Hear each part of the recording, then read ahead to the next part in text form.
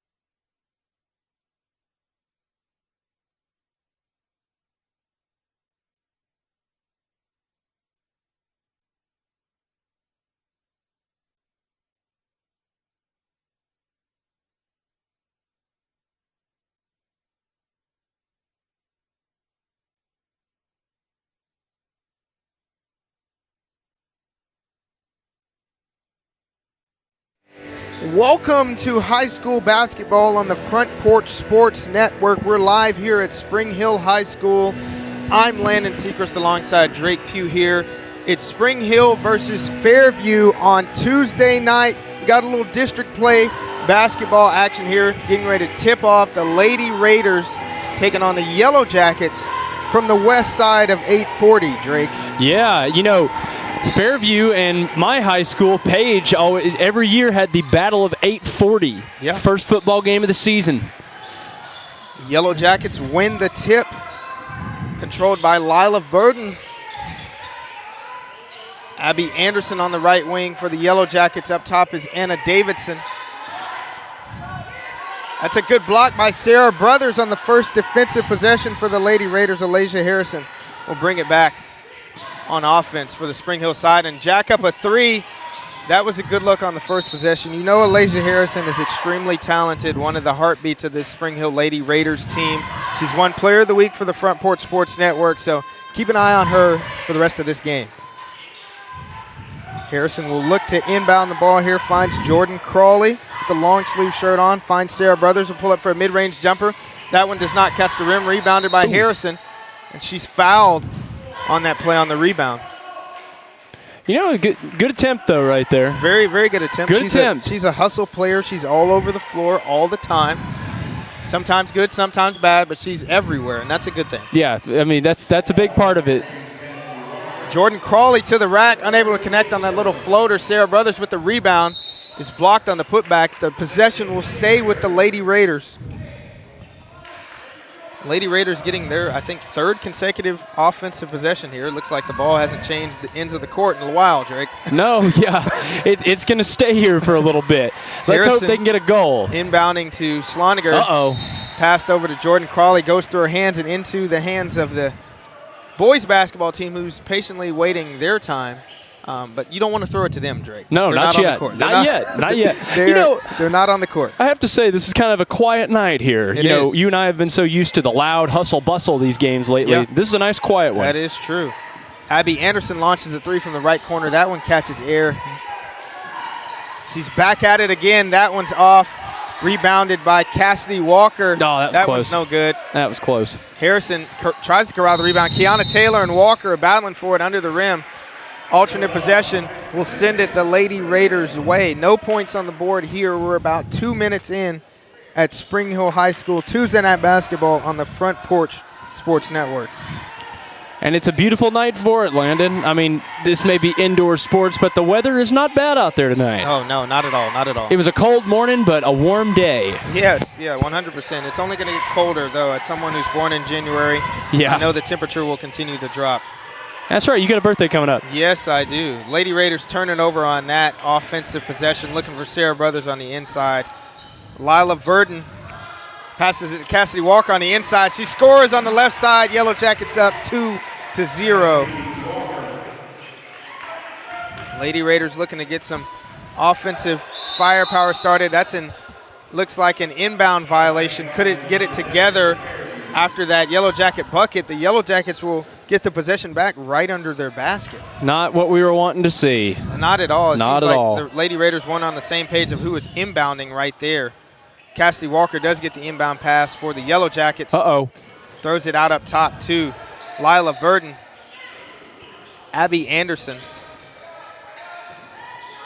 Kiana Taylor was in there defensively, almost knocked it out.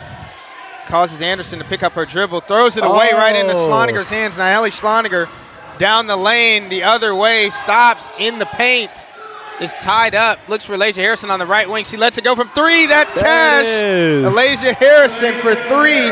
Lady Raiders take the 3-2 lead early in this game. There we go. That was a nice, clean three. It was just very clean. Yeah, she can shoot it. She definitely can shoot it. The Yellow Jackets find Cassidy Walker down low. She's fouled by Sarah Brothers. Looks like Cassidy Walker is going to be the impact player for the Yellow Jackets in this game. Looks like she's one of their better players. It looks like they're going to try and get her the ball a lot.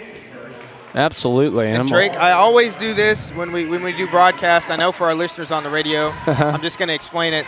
Zoom in on the shoes of Cassidy Walker here at the free throw line. She's got on one that's a yellow shoe. as she misses her first free throw. And one that's a blue shoe. Those are the Ja 3s, Nike basketball shoe. It's very popular. A lot of Santa Fe players wore those in the game that we broadcasted. I just wanted to articulate that. As she goes 0 for 2 from the free throw line, the Lady Raiders get the rebound. Kiana Taylor has the ball. It's a scrap. She's on the floor, finds her point guard, Alasia Harrison. Alasia Harrison's got to get it across half court before the 10-second violation, and she does, driving down the court for the Lady Raiders. Looks like an illegal screen. Sarah Brothers called for that. It will go the Yellow Jackets' way. Coach Corey Armstrong of the Lady Raiders is not happy with that. I saw him stand up and talk to his team there. Definitely not what he's wanting to see tonight. And then, not at all. But that is interesting. You point that out about her shoes. Yeah, I didn't notice that till you said that. Oh, yeah. I'm always looking at the shoes. For the radio listeners, I know you can't see it, but she's got on some nice shoes. The Yellow Jackets, Abby Anderson on the right wing. She shot a couple of threes so far, has not connected. Rebounded by Lila Burden. Ball was loose. Looks like it will stay in the Yellow Jackets' possession. A lot of loose balls here so far. There have been a lot of loose balls tonight. But yeah, the Yellow Jackets have definitely got a lot of different colored shoes. They got some pink ones, some bright, different shades of pink. Yeah, 100%. Alasia Harrison brings it back down the court for the Lady Raiders, setting up the offense, coached by first-year head coach Corey Armstrong. Sarah Brothers looking left for Kiana Taylor. Finds Harrison on the right wing. Looks like Naeli Sloniger's trying to get the Lady Raiders in an offensive set, trying to get them in the right spaces. Harrison will drive to the rack, jump stop, and pop with the right hand, rebounded by Sarah Brothers. That one's unable to connect. Oh, my goodness. Scramble for the ball with Brothers in a Yellow Jacket under the basket, and they throw it away. The ball finds Naeli Sloniger. She's on her way to the rack. Stops and finds Alasia Harrison, who's slowing things down a little bit, and she's fouled by Abby Anderson, number 12 of the Yellow Jackets here. 3 minutes and 47 seconds left in the first quarter. Alasia Harrison is probably circled on the scouting report for the Yellow Jackets. They're going to try and stop her from scoring, so someone else from the Lady Raiders is going to have to step up and be involved. I know they're a very capable group. They're definitely talent all across the board, and I know they're going to want to pick up a district win against Fairview. District games are extremely important, and it's a Murray County versus Williamson County game, so that's always some rivalry there underlying as well. 100%. Kiana Taylor will inbound for the Lady Raiders, looking for Alasia Harrison. It's deflected on the inbound pass by a Yellow Jacket. Abby Hemming on the deflection right there. The Lady Raiders don't have much rhythm right now on offense, getting a lot of shots but also missing a lot of shots. The ball is very loose. That one's thrown away, a turnover by the Lady Raiders. And it's knocked away by Alasia Harrison, but the ball will stay in possession of the Yellow Jackets.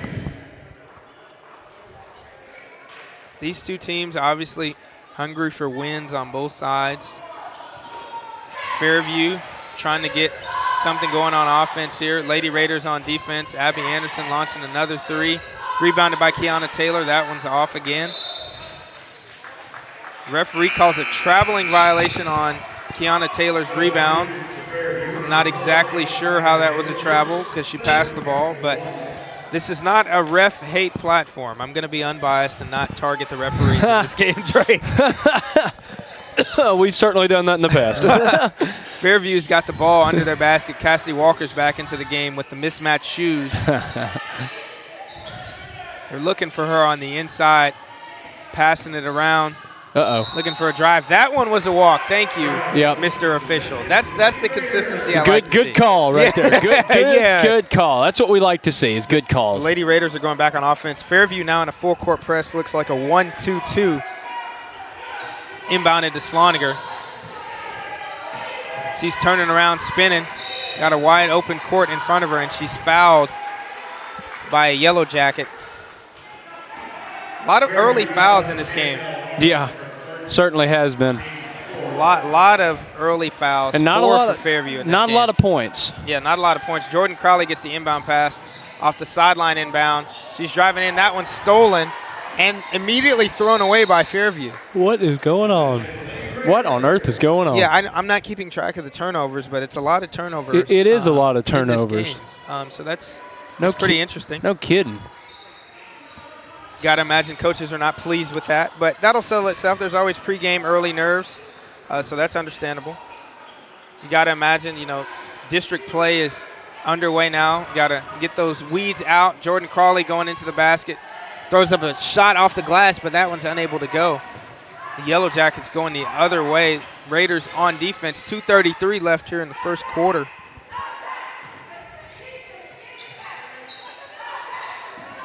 Fairview looking for Cassidy Walker on the inside, it looks like. Swinging it around the three-point line. Cassidy Walker's got it up top. Drives in, and it looks like she's fouled by a Lady Raider.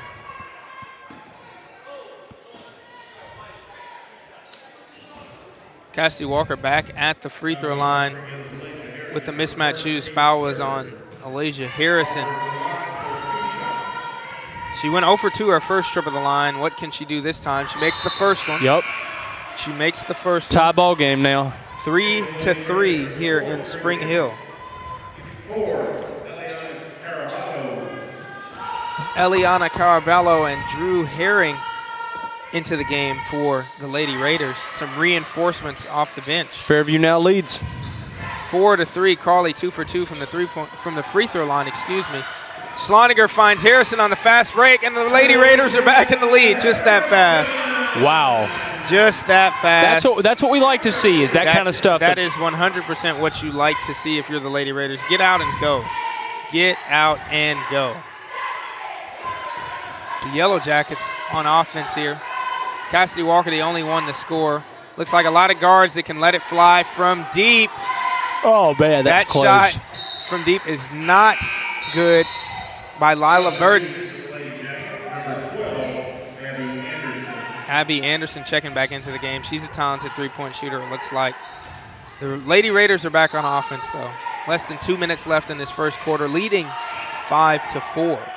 Lasia Harrison says, hand down, man down. Jacks one up. Unable to go. You got to like that confidence, though, Drake. I think if you had an open shot out there, you would take it, though. Heck yeah. Of course I would. That'd be great. Lasia Harrison is definitely going to take that if she's open, and I cannot blame you. Cassidy Walker on the inside again. She's fouled by Ellie Carballo. I think the Lady Raiders are going to make her earn her points. She's going to have to go to the free throw line and shoot those tonight. She looks like she's the best offensive threat for Fairview. Here at Spring Hill High School, Tuesday night action. Fairview making the trek down 840, Drake. I'm sure you're familiar with 840. Oh, yes, very much so. I used to take 840 East every day to school. Yeah. I mean, which wasn't a far drive, but still, every single day. And then west back home. Yes, sir. From Fred J. Page High School. Yes, sir. Cassidy Walker misses the second free throw, gets a rebound, and she's fouled again. So she's going back to the free throw line. Oh, boy. To shoot more free throws. It's 5-5. Cassidy Walker, I believe this is her third trip to the free throw line. It's a good thing I didn't move the camera yet.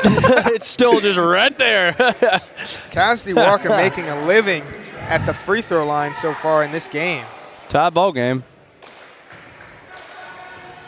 First free throw is no good by Walker.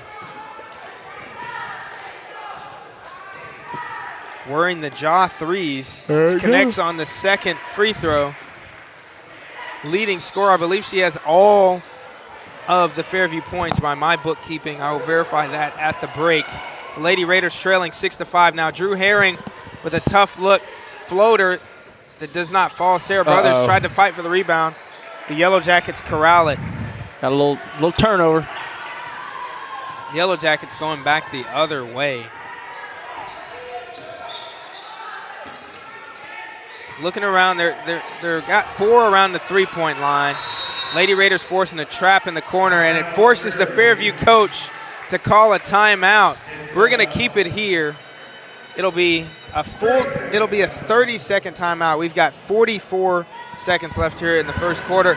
Drake, not a lot of points scored so far. No, not at all. I mean, it's, we're still under 10 points on both teams and just barely above 10 points with the combined score. So, it's been a slow start so far. It has. I mean, I know you and I both are sitting here wanting more action. Yeah, you got to think that the reason Fairview's coach called that timeout, though, is because he wants his team to get some quality points before this quarter expires. Exactly. Over the next 44 seconds.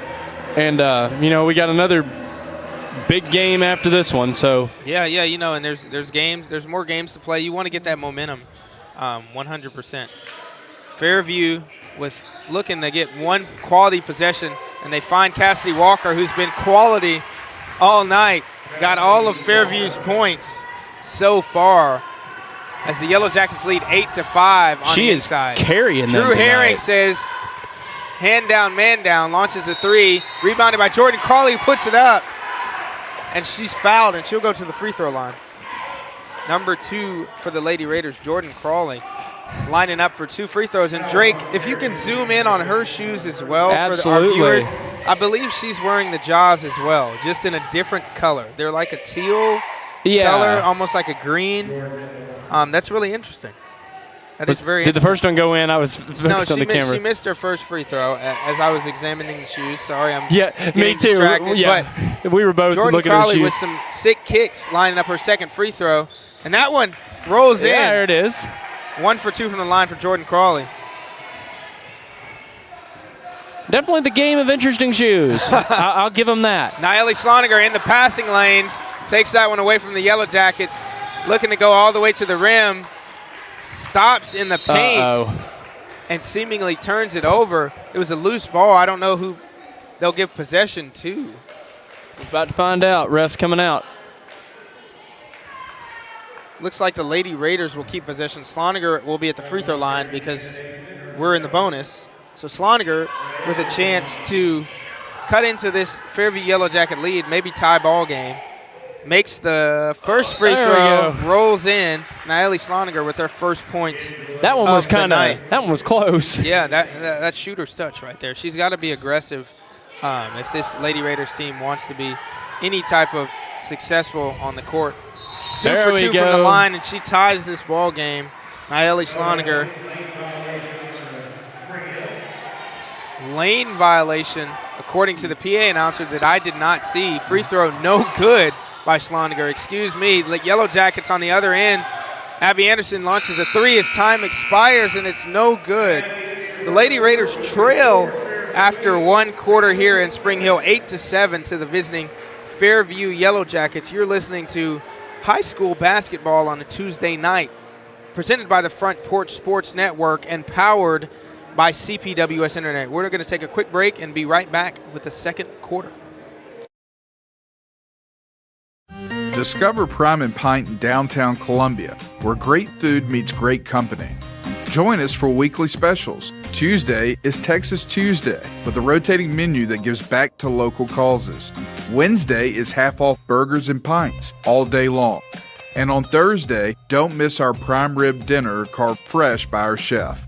Make your night memorable at Prime and Pint, 105 East 6th Street, Columbia. Prime and Pint Butchery and Public House. The Way Realty is helping to empower buyers and sellers to accomplish their real estate goals. Currently, we have sellers offering buy-down rates to 4.875% fixed-rate financing on selected homes through approved lenders. If you want to buy or sell your home faster, let us show you the many services we offer to help you get the most out of your real estate transaction. Schedule your listing or showing appointment today by going to thewayrealty.com or calling us at 931-580-4669. Welcome back to Spring Hill High School Tuesday night basketball action on the Front Porch Sports Network. The Lady Raiders trailing Fairview after 1 quarter, 8-7. Showed some flashes in that first quarter, but Fairview, all their points scored by one player, Cassidy Walker. Other Yellow Jackets looking to get involved here in the second quarter. The Lady Raiders looking to get some momentum here and some rhythm here in the Spring Hill Gymnasium that has no name, Drake. There's no name. There needs to be one. We talked about it, naming it after my coach, who's still the current coach, Jimmy Young. I think he would deserve it. Jimmy Young Court or Jimmy Young Gymnasium? I mean, either one. I think he's the longest tenured coach in the county. Well, that's like what we were talking about at Kaliuki the other night, the Ken Harris Gymnasium. I think he deserves it. So if anyone's out there listening and can make that decision, name the court or the gym after Jimmy Young. Yeah, definitely take that into consideration. Fairview goes 1 for 2 from the free throw line there after the Lady Raiders foul. Oh, no. Abby Hemming with that knockdown free throw. Lady Raiders turn it over on the next inbound. The Yellow Jackets will get it right under their basket. That's not good. Inbounding to Hemming again. Looks like there was a late foul call from my view up here. Very late foul call. I didn't see what happened there. That was, I guess I just didn't notice. I'm not exactly sure. I don't know. Those officials see more than we do, I guess. The foul was on Fairview's number 22, who I do not have a name for, but apparently she got a phantom foul call on her. So Lady Raiders have the ball nonetheless. Lasia Harrison in control. Lady Raiders point guard, former Front Porch Sports Network Player of the Week on the girls' side. Uh-oh. Jordan Crawley. Nice save right looking there. Looking to scan on the inside. Loose ball. Knocked away by Fairview. Fairview ball, though. Yep. Fairview ball. Looks like a couple of other hands may have touched that ball. And the possession is in the hands of the visitors here. From Williamson County, the west side of 840, Fairview. You know, it gets to the point where 840 runs out, and that's when you get to Fairview almost. You know, I've got some Williamson County tags on my truck. I hope if we lose, I hope nobody vandalizes my truck.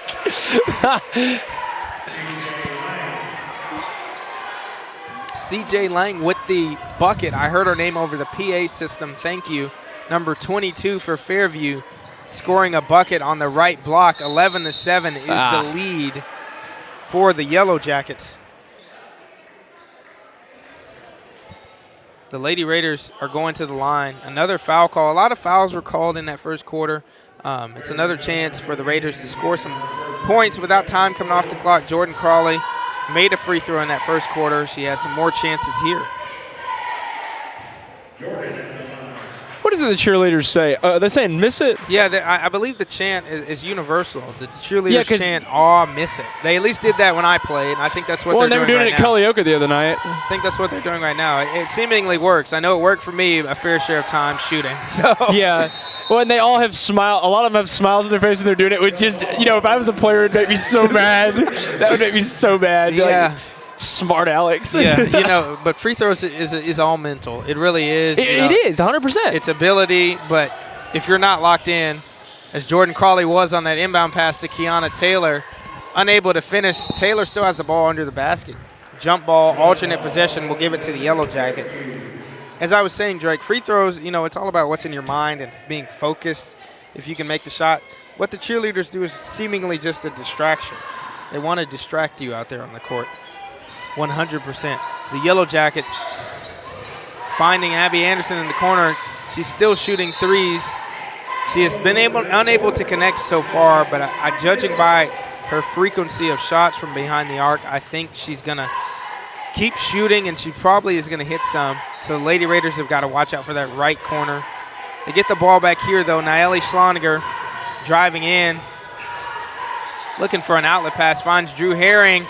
Drew launches a three. That one's an air ball. Rebounded by Lasia Harrison, who's stripped under the basket. The Yellow Jackets bringing it the other way.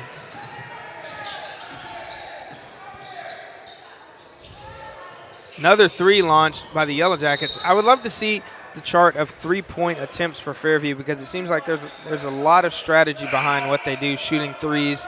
They've got a couple of bigger girls that have the size advantage over Spring Hill in this game. So maybe they want to get in position to get those rebounds, and they definitely have so far. Cassidy Walker being one of those girls with the size advantage. Nayeli Schloniger with the outlet pass, the recipient of the outlet pass, looking to spin on the inside, and she's stripped. That's another turnover for the Lady Raiders. That's several turnovers when the Raiders have been trying to go a little bit too fast. Head coach Corey Armstrong probably not pleased with the speed. He would probably like to see his team slow down just a little bit as Fairview turns the ball over as well. I think both of these teams here probably just got to get into a set, run an offensive play, go a little bit slower. That way they can get a quality shot. Malaysia Harrison looking to inbound here. Finds Kiana Taylor and Jordan Crawley, leading to another turnover. And Fairview throws it away. Kiana Taylor gets her hands on it, knocks it into the bleachers. So that'll still be Fairview ball. Scores 11-7 here in the second quarter. Here, chilling on a Tuesday night in Spring Hill, my old stomping grounds. Proud graduate 2021 of Spring Hill High School. Abby Anderson launching another three from the top of the key. That one's unsuccessful. Rebounded by Sloniger, leading to a jump ball, which will give the alternate possession to the Lady Raiders. Sloniger's putting in some work on the rebounding game. I got to respect that. Got to give her a shout-out. She's hustling down there. One of the Lady Raiders' larger players in terms of size, so she's got to fight. She's got to fight in this game. Malaysia Harrison running the show for Spring Hill, looking for Kiana Taylor on the wing. She'll launch a long two. That one's no good. Rebounded by Sloniger. Back to Taylor from up top. Bank is open. I don't know which one, if it's Truist or First Farmers, but Kiana Taylor has the bank open right now in Spring Hill. That was a good shot. That was a great shot. Really good shot. Score is 11-9 after that bank shot by Kiana Taylor. Abby Anderson knocks down her first three of the night. I knew she was going to hit one. I knew she would hit one eventually. 5-second call by the Lady Raiders. That's the second 5-second call of the night on an inbound for the Lady Raiders. That's not a good sign. No. They've got to get in the sets and get the ball in bounds after a made shot. That's really unacceptable. I'm sure Coach Armstrong is not pleased with that. Yeah, they got to work on that. Abby Anderson 2 in a row. Oh, my after gosh. about 6 misses in a row. That's what shooters do. They keep shooting. Now, is she the one that scored all the points tonight for them? No, that is actually not. That is actually not. Number 30, Cassidy Walker, is the one who scored all the points so far up until that point. Abby Anderson had been shooting a lot of threes. Number 30 is not even game. in the game right now. She actually is. She's the one with the mismatched shoes for Fairview. Oh, yeah. Abby Anderson is number 12, and she's been shooting a lot of threes in this game. And she hasn't made one, but she's made the last two. And the Fairview lead is 8. They're up 17-8 here with 4:17 left in the second quarter. Yeah, that's insane. Doing our best Caitlin Clark impression is Abby Anderson right now, shooting from 3 by any means necessary. Malaysia Harrison will go to the free throw line as the Lady Raiders are in the bonus. Good chance to see the ball go through the basket. And it does right there. Smooth left-handed jumper from Malaysia Harrison from the free throw line. One up, one good. Second one on its way. Malaysia Harrison is 2 for 2 from the free throw line. That's what we like to see. Lady Raiders with 11 points in this game to Fairview's 17. About halfway through the second quarter now. Fairview battling against this Spring Hill Lady Raiders defense, and they throw it away. The Lady Raiders changed up the defense on that possession, and it looks like it confused Fairview. It looked like it confused them. They were a little bit slow, and they turn the ball over, throw it to the guy who's holding the PA mic, and he's not playing, ladies and gentlemen, so that's a turnover. Malaysia Harrison has the ball. She hasn't come out of the game, to my knowledge, so far. She probably will play a lot of minutes in this game. The Lady Raiders rely on her a lot. Nayeli Schloniger has the ball out top, passes to Sarah Brothers in the right corner. She is fouled, and she will go to the free throw line to shoot a couple free throws, cut into this lead for the Lady Raiders.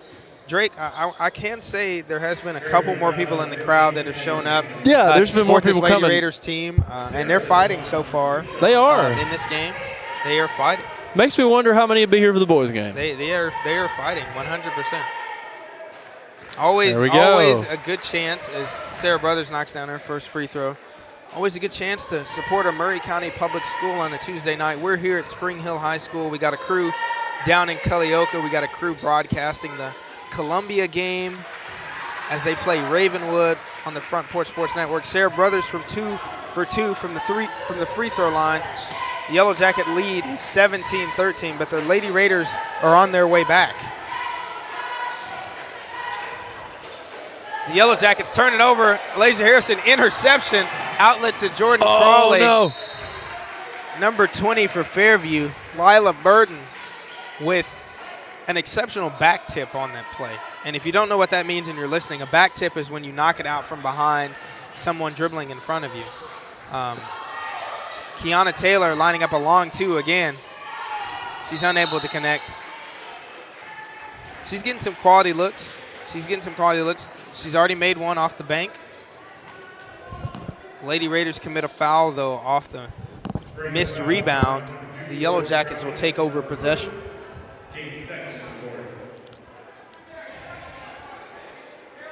Spring Hill High School, the Lady Raiders, coached by Corey Armstrong, fighting in this game, forcing some Fairview turnovers so far.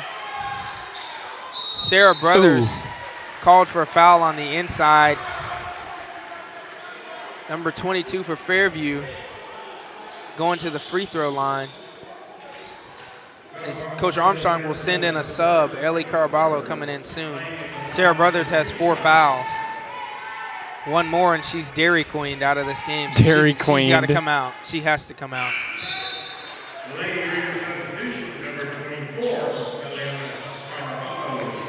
Ellie Caraballo into the game. Number 24 for the Lady Raiders, replacing Sarah Brothers. Yellow Jackets at the free throw line for their second attempt. Number 22. That one is no good. Possession will stay with the Yellow Jackets after a fight for the ball on the baseline off the rebound.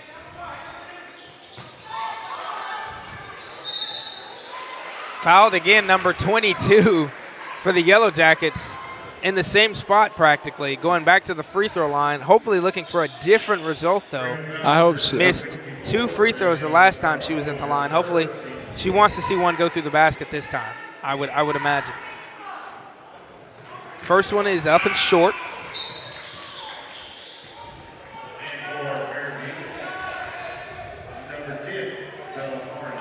Fairview trying to extend the lead, not having a lot of luck from the free throw line so far. Lady Raiders have got a couple players with 3 or more fouls, so definitely keep an eye on that as this game develops. Sarah Brothers on the bench with 4 currently. Natalie Schloniger wrapped up at the end. Jump ball. Possession will stay with the Yellow Jackets. We've been down on this side of the court for a couple of possessions now, and we're going to continue to stay after the Yellow Jackets get the alternate possession. Looking for Cassidy Walker on the inbounds play. She gets it. Looking out on the perimeter, stepping in. Jumper is good by number 24, who I unfortunately don't have a name for, but number 24 for the Yellow Jackets with a nice mid-range jumper there. Just a great shot stepping in off the assist by Cassidy Walker. We're slowly inching our way to halftime. Yes, we are. Fastly approaching here. And folks, I apologize for the camera. I am trying to get it to stick. Nayeli Schloniger at the free throw line. 1 of 2 up. First one was no good. Second one is up and no good as well. Fairview headed the other direction on offense. Lady Raiders changing up their defense again. Looks like they're in a 1-1-3 type defense, or a little stagger 2-3 zone. Ellie Caraballo sounding like she got served with another foul there. If so, I believe that's her 4th foul, so she's going to be close to being Dairy Queened as well. We don't want to be hurt. We don't want that. 2 players on the bench impending with 4 fouls for the Lady Raiders on a team that only has 8 to 9 capable players currently. So that's something Coach Corey Armstrong is going to have to battle in this game, come up with a game plan to combat foul trouble in this game. Up and good for Abby Hemming, 1 of 2. I can tell you this, She didn't miss it. Up and good. Nayeli Sloniger looking for Jordan Crawley. Jordan Crawley throws one up. Kiana Taylor trying to fight for the rebound. Can't get it.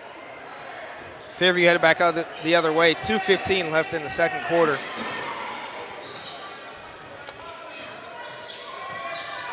Fairview pass intercepted by Drew Herring.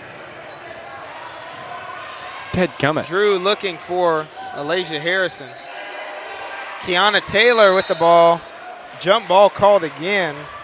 Alternate possession to the Lady Raiders. I know we had a broadcast that we were on, and there was a lot of jump balls. I think this game might break the record for amount of jump balls called in this game. Kiana Taylor looking for somebody so far. Alasia Harrison trying to dribble it out, looking for somebody, setting up the Lady Raider offense. Drew Herring has it on the right wing. Looking for Jordan Crawley. She's got it on the baseline. And she's pushed, according to the ref, foul call, which will send her to the free throw line. Chance to stack up some points with no time coming off the clock for the Lady Raiders. Jordan Crawley with 2 more chances from the free throw line.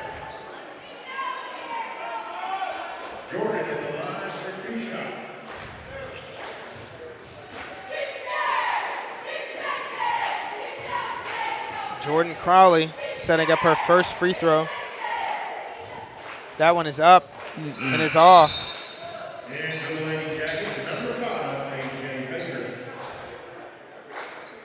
Yellow Jackets have made a sub, A.J. Baker, into the game, number 5.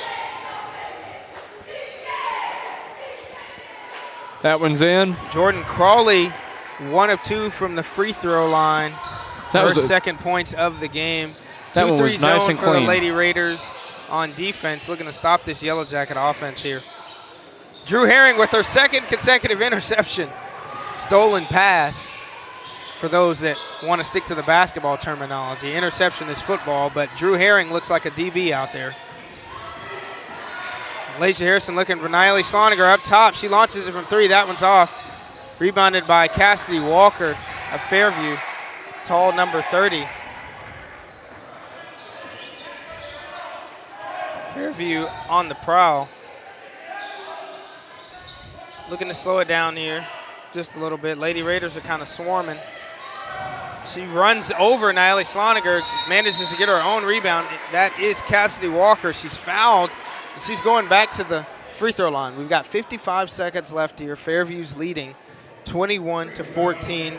Cassidy Walker with the mismatched shoes. She's wearing the Jaws. And she's at the free throw line again. Ready for her first free throw of this series. First one is short, no good. Ready for her second free throw is Cassidy Walker, the leading scorer for Fairview in this game. Second one is up, and that one's a swish. You can hear that one go through the back of the net. Cassidy Walker racking up the points here in Spring Hill. 22-14 is the lead for Fairview right now. The Lady Raiders trying to string something together before they head into halftime. Alasia Harrison has the ball on the right wing. Battling against Fairview's 2-3. Jordan Crawley has it, looking for Sloniger on the inside. Sloniger finds Harrison up top, launches a 3.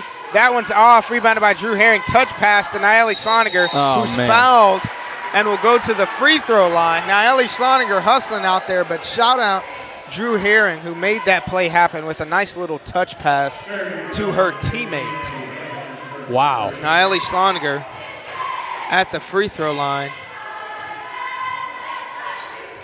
First one is up, and that one's a swish, good for number 23.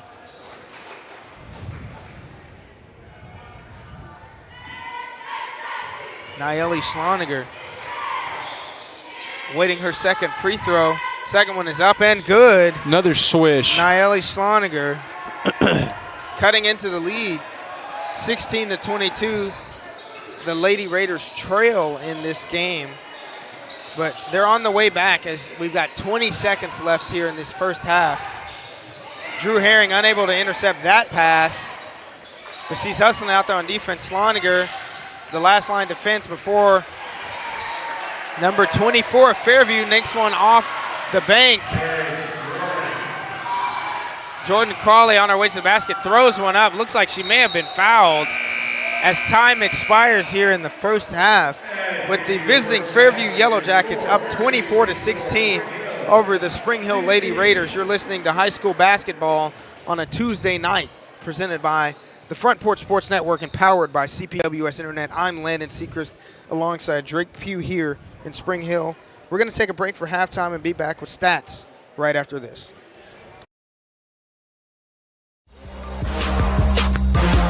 Columbia, your Love's travel stop just got a whole lot better.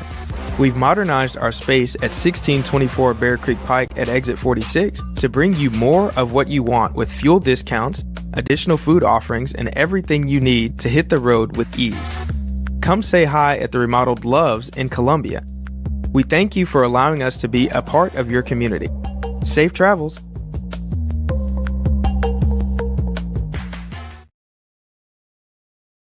Is your internet slowing you down? It's time for an upgrade.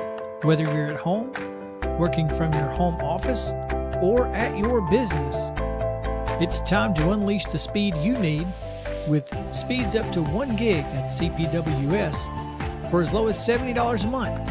Give us a call, 931-375-7777. Local service, local support, CPWS.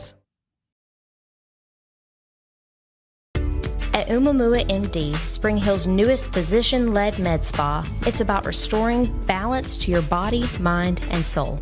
From weight loss support, revitalizing IV therapies, to anti-aging, our services are designed to help you feel renewed, confident, and whole.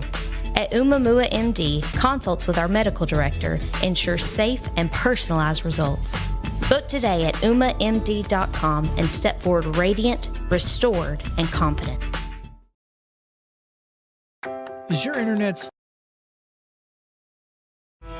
Stan McNabb Chevrolet, serving Columbia and the surrounding area since 1980. Stan McNabb Chevrolet is family-owned and does their best to make you feel like you're a part of the family. Commitment to customer service is the highest priority. Whatever your vehicle needs are, from sales to service, Stan McNabb is here to help. Stan McNabb Chevrolet is a dealership that cares about this community. Visit us online and get started today. Stan McNabb Chevrolet, where excellence and community converge.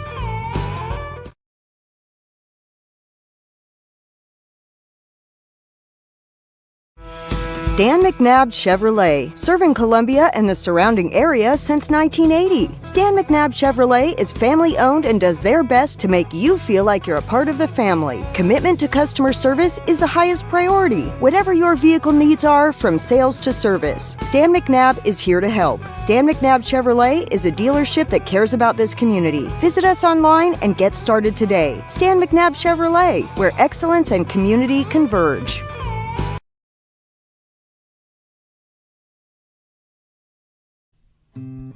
Columbia Power and Water Systems is dedicated to bringing our customers reliable local service. Whether you're turning on a light switch, your faucet, or streaming on TV, our dedicated team members from here in Murray County work every day to keep you on. If you need us, call us 931-388-4833 or visit cpws.com.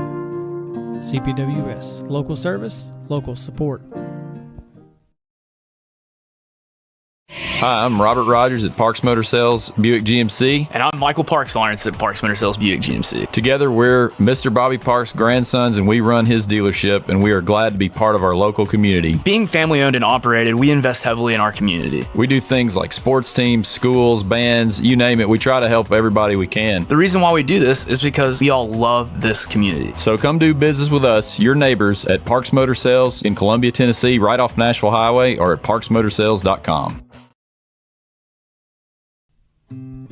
Columbia Power and Water System. Hi, I'm Robert Rogers at Parks Motor Sales Buick GMC. And I'm Michael Parks Lawrence at Parks Motor Sales Buick GMC. Together, we're Mr. Bobby Parks' grandsons, and we run his dealership, and we are glad to be part of our local community. Being family-owned and operated, we invest heavily in our community. We do things like sports teams, schools, bands, you name it. We try to help everybody we can. The reason why we do this is because we all love this community. So come do business with us, your neighbors, at Parks Motor Sales in Columbia, Tennessee, right off Nashville Highway, or at parksmotorsales.com.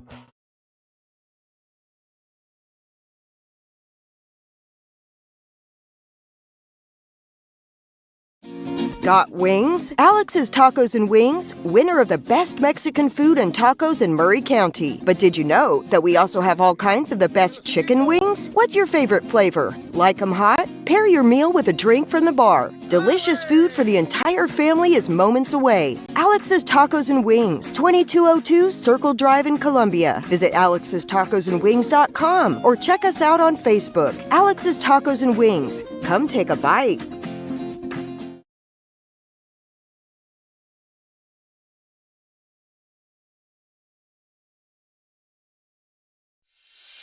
At CSH, we know the sport of football builds discipline, character, and work ethic, 3 common characteristics of winners. It's a sport where we drowns out me. Leadership is nurtured, and that's why CSH supports all Murray County football teams, and want to say a special thanks and good luck to every player, coach, volunteer, and parent of this year's teams, from youth programs, middle schools, and high schools. We know football builds men that make a difference. Let's go.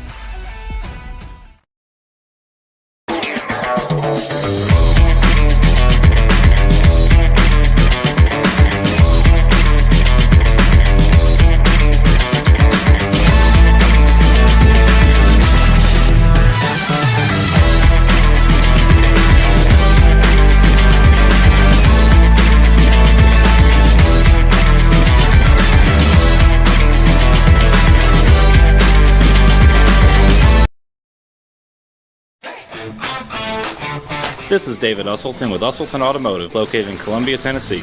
We service all foreign and domestic vehicles. We take pride in our work, and we don't cut corners. We offer a 5-year, 50,000-mile warranty and loan our cars with almost every repair. We are located at 1201 South High Street in Columbia, Tennessee. You can reach us at 931-215-1765 or find more information at usseltons.com.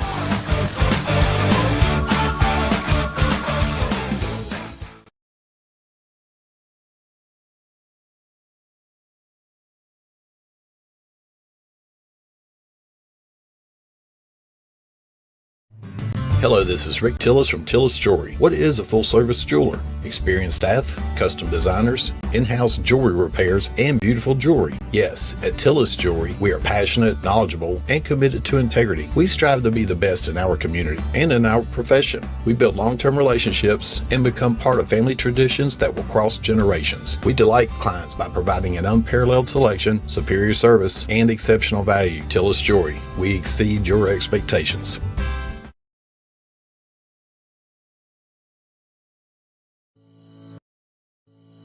We at Hollins Pharmacy must be doing something right. We've been providing pharmaceutical services in the Middle Tennessee area for over 60 years. The guiding principles of our business are fast, accurate, friendly, personal service. We do not have long waiting lines, and our phone calls are answered by a staff member. We strive to get to know our customers by name, not just a date of birth or number. We are your locally owned hometown pharmacy, and we appreciate your business. We urge you to come visit us at Hollins Pharmacy, 1608 Hatcher Lane here in Columbia.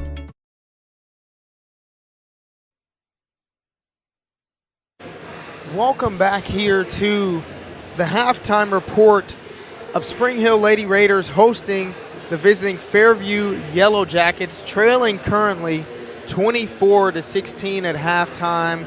I'm Landon Sechrist, the unofficial statistician, bookkeeper, but broadcaster for the Front Porch Sports Network alongside Drake Pugh here. I've got some first half stats. Leading scorer in the entire game for the Yellow Jackets, I've got Cassidy Walker with 9 points, mostly from the free throw line.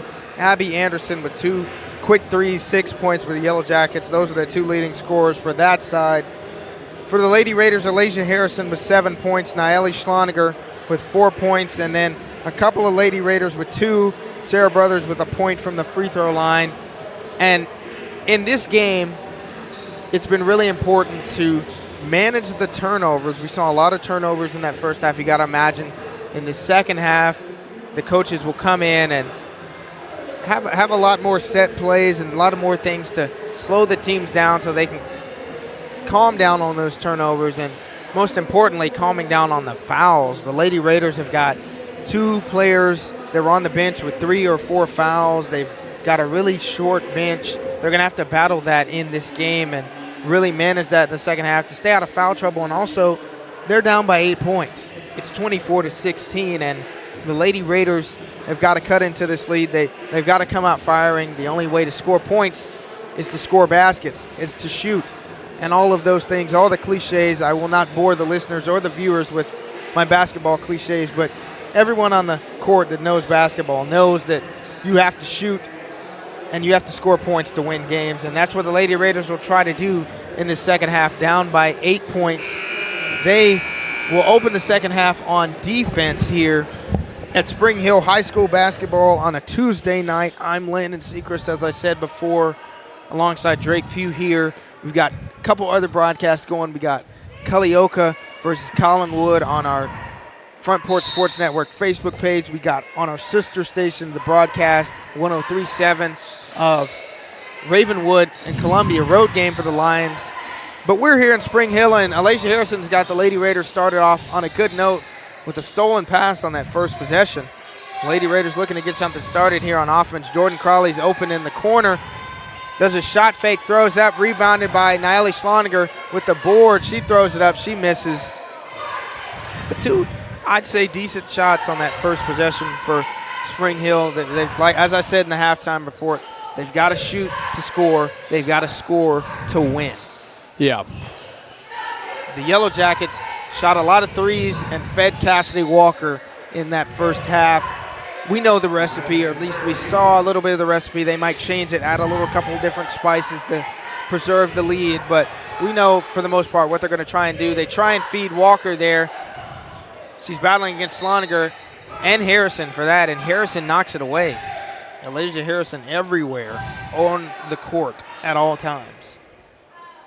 Lady Raiders on defense here. Looks like they're playing a 2-3 zone as the Yellow Jackets have the ball on the baseline inbounding, finding Cassidy Walker. She's driving, throws it up off the top of the backboard. That is out of bounds. Thank you, officials, for calling that out of bounds, because if I was playing a pickup game, we'd be arguing on the court still about if that's out or not. And I hate that. So I'm glad the TSSAA has officials here, and we know that's out of bounds, and the ball is in the hands of the Lady Raiders. Jordan Crawley called for a travel right there. Yeah, I think she got away with a couple of steps. She was looking for Drew Herring, who was coming off a screen, but that's a violation. That's a travel. That is a travel. If you didn't see at halftime on the camera, the visiting Yellow Jacket boys team came out and got a couple shots up during halftime, so we know they're ready. That game is coming up. But right now we got the girls' game. Drew Herring had a steal. Turns it over. Cassidy Walker gets the rebound, throws it up, and she misses. The Lady Raiders headed back the other way. Alasia Harrison on the way to the basket. Looks like she's fouling. Doing her best Shea Gilgeous-Alexander impression, drawing the fouls, headed to the free throw line. She is the Raiders' valuable player, along with Nayeli Schloniger and Jordan Crowley, Drew Herring, Kiana Taylor out there on the court right now, looking to cut into this 8-point lead. Her first free throw is up, and it's short. Didn't look like she got a lot of legs. Number 24 for the Yellow Jackets back into the game. Checking in, had 4 points in that first half for Fairview. Harrison's second free throw is up and good. Good start for her to see the ball go through the hoop. Absolutely. That's what we want to see. That's always good. That's what she wants to see, Drake. Absolutely. I'm sure. As Fairview throws the ball out of bounds, and that's what head coach Corey Armstrong wants to see. Fairview turning the ball over. 100%. That's what he wants, y'all. 100%. Nayeli Schloniger will bring the ball up for the Lady Raiders. Tries to cross it over. Stolen. And she fouls the Yellow Jacket, who converts has a chance for an and one off the steal. Niley Sloniger with a bit of a frustration foul there after getting the turnover, getting her crossover taken away from her. They're up by almost 10 now. Yes, they are. I mean, it's number 20 at the free throw line for Fairview, unable to convert. Drew Herring is tied up on the rebound, and the Lady Raiders will get the possession. Great hustle play there by number 20 to get that steal. Great hustle play by Drew Herring to get that rebound from the Lady Raiders. Now Ellie Sloniger bringing the ball up the court. She's successful with that crossover. One woman to beat. Uh-oh. It was Cassidy Walker, and she's fouled. Now Ellie Sloniger headed back to the free throw line. That's a good matchup right there. That is like a good matchup. Sloniger versus Cassidy Walker. Two very talented girls, it looks like, in this game. They've been battling. They're two of the tallest players on the court. Sloniger at the free throw line for the Lady Raiders, who trail 26-17 in this game. Her first free throw is short.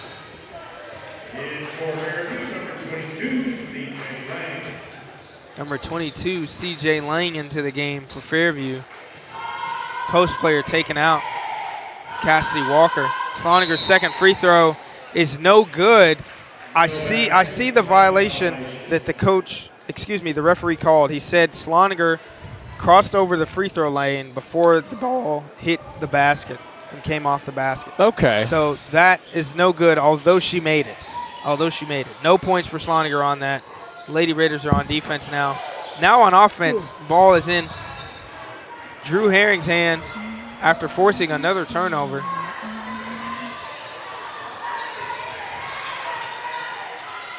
Jordan Crawley wide open on the right wing.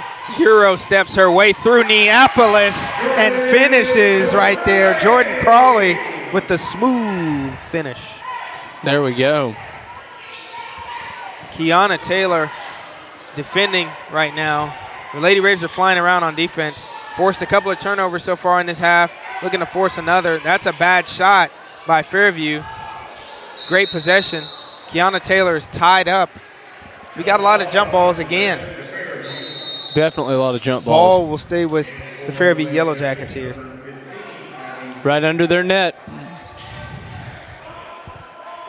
As I said before, for those listening on the radio and watching on Front Porch Sports Network, tune into our sister station. Turn the radio dial just a couple slots to the right or left, depending on where you're listening. And tune into Lou Maddox and Barry Duke on the call for Columbia versus Ravenwood. Or if you're on Facebook watching this stream, tune into Pete Money, Peyton Calvert down in Culleoka for their game versus Collinwood on the Front Porch Sports Network. We're here in Spring Hill. Myself, Landon Sechrist, and Drake Pugh alongside me here. Drake, we're having a good time so far. We are. We certainly are. We got another game after this one, and then we'll call it a night. Yes, sir. Fairview's player at the free throw line, Abby Hemming, misses the first free throw, misses the second free throw as well. Jordan Crawley has the ball off the rebound. Looking for Sloniger on the inside. Whoa. Sloniger backing down, throws it up off the glass. That one's no good. That ball should still be with the Lady Raiders, and it is good under their basket. Corey Armstrong trying to get the Lady Raiders in the right positions for their out-of-bounds play. Calling the play. I know one of our famous plays out of bounds was called box. The Lady Raiders are in a box right now for those listening on the radio. Cross screen coming for Drew Herring. Jordan Crawley's open up top, driving to the rim, and she's fouled. She is fouled. She will go to the free throw line. Great out-of-bounds set drawn up by Corey Armstrong. Jordan Crawley going to the free throw line as the Raiders are slowly but surely cutting into this lead.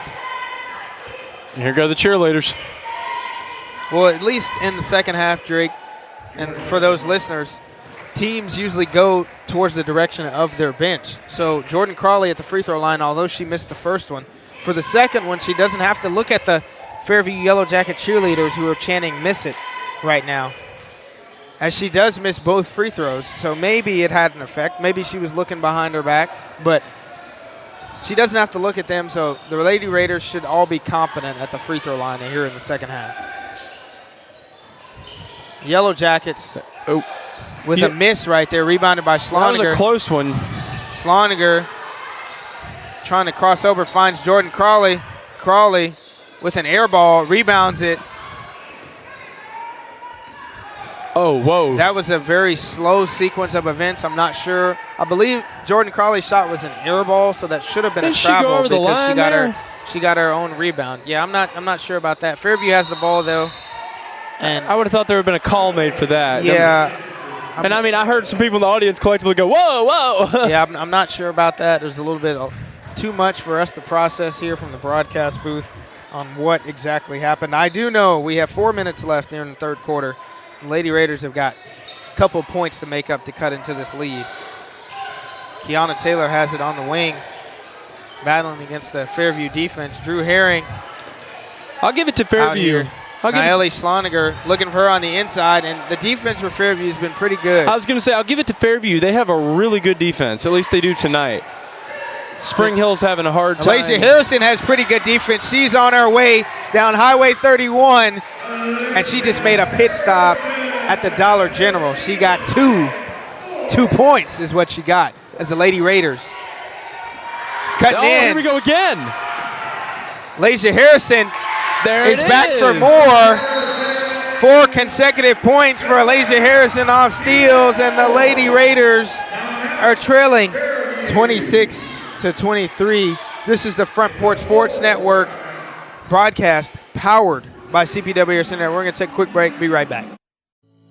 We at Hollins Pharmacy must be doing something right. We've been providing pharmaceutical services in the Middle Tennessee area for over 60 years. The guiding principles of our business are fast, accurate, friendly, personal service. We do not have long waiting lines, and our phone calls are answered by a staff member. We strive to get to know our customers by name, not just a date of birth or number. We are your locally owned hometown pharmacy, and we appreciate your business. We urge you to come visit us at Hollins Pharmacy, 1608 Hatcher Lane here in Columbia. Columbia Foodland is a locally owned and operated family grocery store with a full line of dry, dairy, frozen, meat, and produce items. We focus on keeping the freshest hand-cut meat and produce items daily with the most competitive prices in town. We offer weekly ad specials as well as in-store weekly specials throughout the store. Located at 427 West 7th Street in Columbia in the former Harris Foodland location. Columbia Foodland. We are here and ready to serve the wonderful people of Columbia and the surrounding areas. Welcome back to Spring Hill High School, where Alasia Harrison has helped the Lady Raiders dig into this lead, although they still trail by 3 points. She just got 2 steals in a row, made 1 trip to Dollar General, 1 trip to Target in the crossings, came back. Where's next, 4 Kroger? Points. And the Lady Raiders have a lot of momentum here. They do have a lot of momentum here. Alasia Harrison has got to be a lot of credit for that 2 energetic plays. They're starting to get that fire back in them. I mean, 100%. They've definitely caught. I mean, they were down by almost 10 points, and now they're just a 3-point shot away. 100%, Drake. I agree. They got to come up with some defense here against the Yellow Jacket offense. Oh. And Jordan Crowley with some tenacious defense right there. She's hype, forcing another turnover. She's excited. You can see that energy. You can see the coach, Corey Armstrong, standing up, clapping his hands. The players are clapping their hands. Looks like they're ready to dive into this lead. Drew Herring with an open three-pointer. That one catches air. Rebounded by Fairview. Of course, the ball finds Alasia Harrison. She finds Kiana Taylor under the basket. And she misses the chippy under the basket. That was so close. That was very close. I'm sure Kiana Taylor wants that one back. A lot of back and forth here. A lot of back and forth. Lady Raiders are on defense. Drew Herring with another steal. Referee instantly calls a foul. I'm not sure if she was fouled. I just saw she stole the ball, but apparently she got fouled. And the Lady Raiders will have possession, and Drew Herring will go to the free throw line as they're in the bonus. They're in the bonus, only 3 points away from tying this game. 23-26 is the score. Drew Herring, number 4, with exceptional defense in this game so far at the free throw line. Misses the first free throw. Wide right. Drew Herring lining up free throw number 2. That one's also off to the right. That's just a mean chant, too.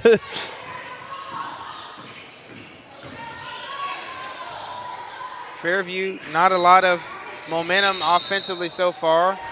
That's another unforced error, a double dribble by the Fairview offense.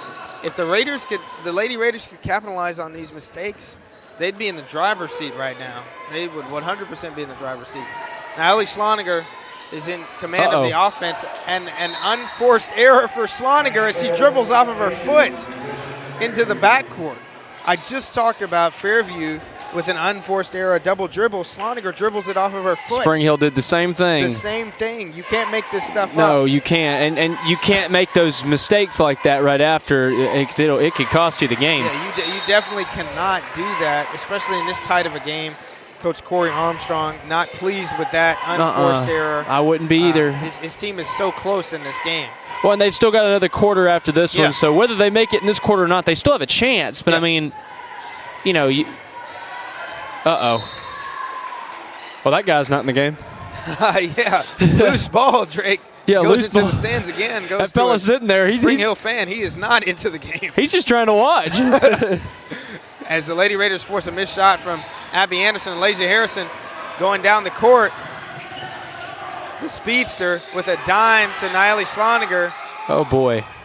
Back out to Lasia Harrison for three. That one's off, and she's fouled right in front of her bench. She will get not one, not two, but 3 shots from the free throw line. She's got a chance to tie this game right here. She does. And we got some unhappy people in the audience. You know, if we had an instant replay for our viewers, some people would say she did the Reggie Miller and she kicked her feet out. Some people would say there was no foul at all. Maybe it was an offensive foul for kicking her feet. I don't know, but I know Lasia Harrison made her first free throw, and she was fouled by the referee's booking. That's what we're going to go with here on the broadcast. Yes, we are. Lasia Harrison lining up free throw number 2. That one there is we cashed go. as well. Lasia Harrison. It's a 1-point game now. Bringing the Lady Raiders back in this game. Fun fact, as she shoots her 3rd free throw, Lasia Harrison tie ball game is also wearing the Jaw 3 shoes, the same shoes as some other players in this game that we talked about earlier in the broadcast. She's wearing the same shoes. Very popular. Looky there. Very popular. Yellow Jackets on offense. Driving, layup off the glass for number 24.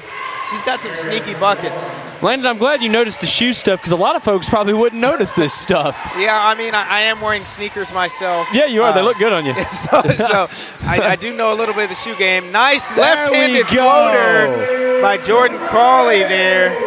Tie game again. That was a nice look. That was a nice Very look. nice look. We got a tie ball game here, 28-28.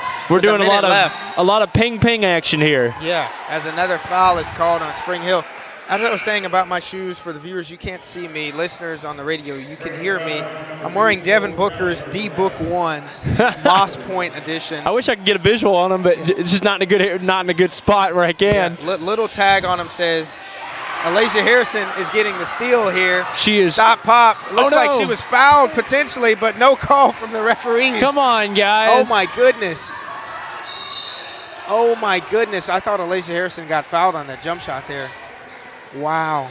Oh, 37.1 left here in the game. Yes, as I was saying, a visual for me, you can't see me, but I have on some sneakers, Devin Booker's signature shoe, the Yes Ma'am, No Sir edition for Southern Hospitality. I've got it written on my shoes. Yes Ma'am on one shoe, No Sir on the other shoe. Check them out on Nike.com. Absolutely. Cassidy Walker with the inbound here. That is a travel. Another unforced error for the Fairview Yellow Jackets.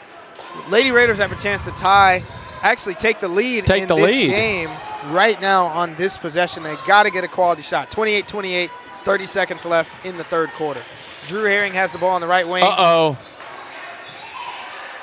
There we go, nice save. Ball is still in play after it was knocked away. Niley Sloninger driving in, drop step. Oh. She's unable to finish over Cassidy Walker. Yellow Jackets have the ball with 15 ticks left.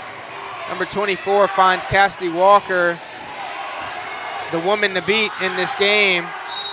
She draws a foul with 4 seconds left. That's a smart player. She knows that she's going to draw a lot of attention. And she just finds her way back to that free throw line, Drake. Back to the free throw line. Yeah. She's back again. She hit a lot of free throws in the first half, and she has a chance to hit a couple more right now. First free throw is up, and it's good for Cassidy Walker. It's going to be a close game. 100%. It's going to definitely be a close game. We don't know who's going to win this one.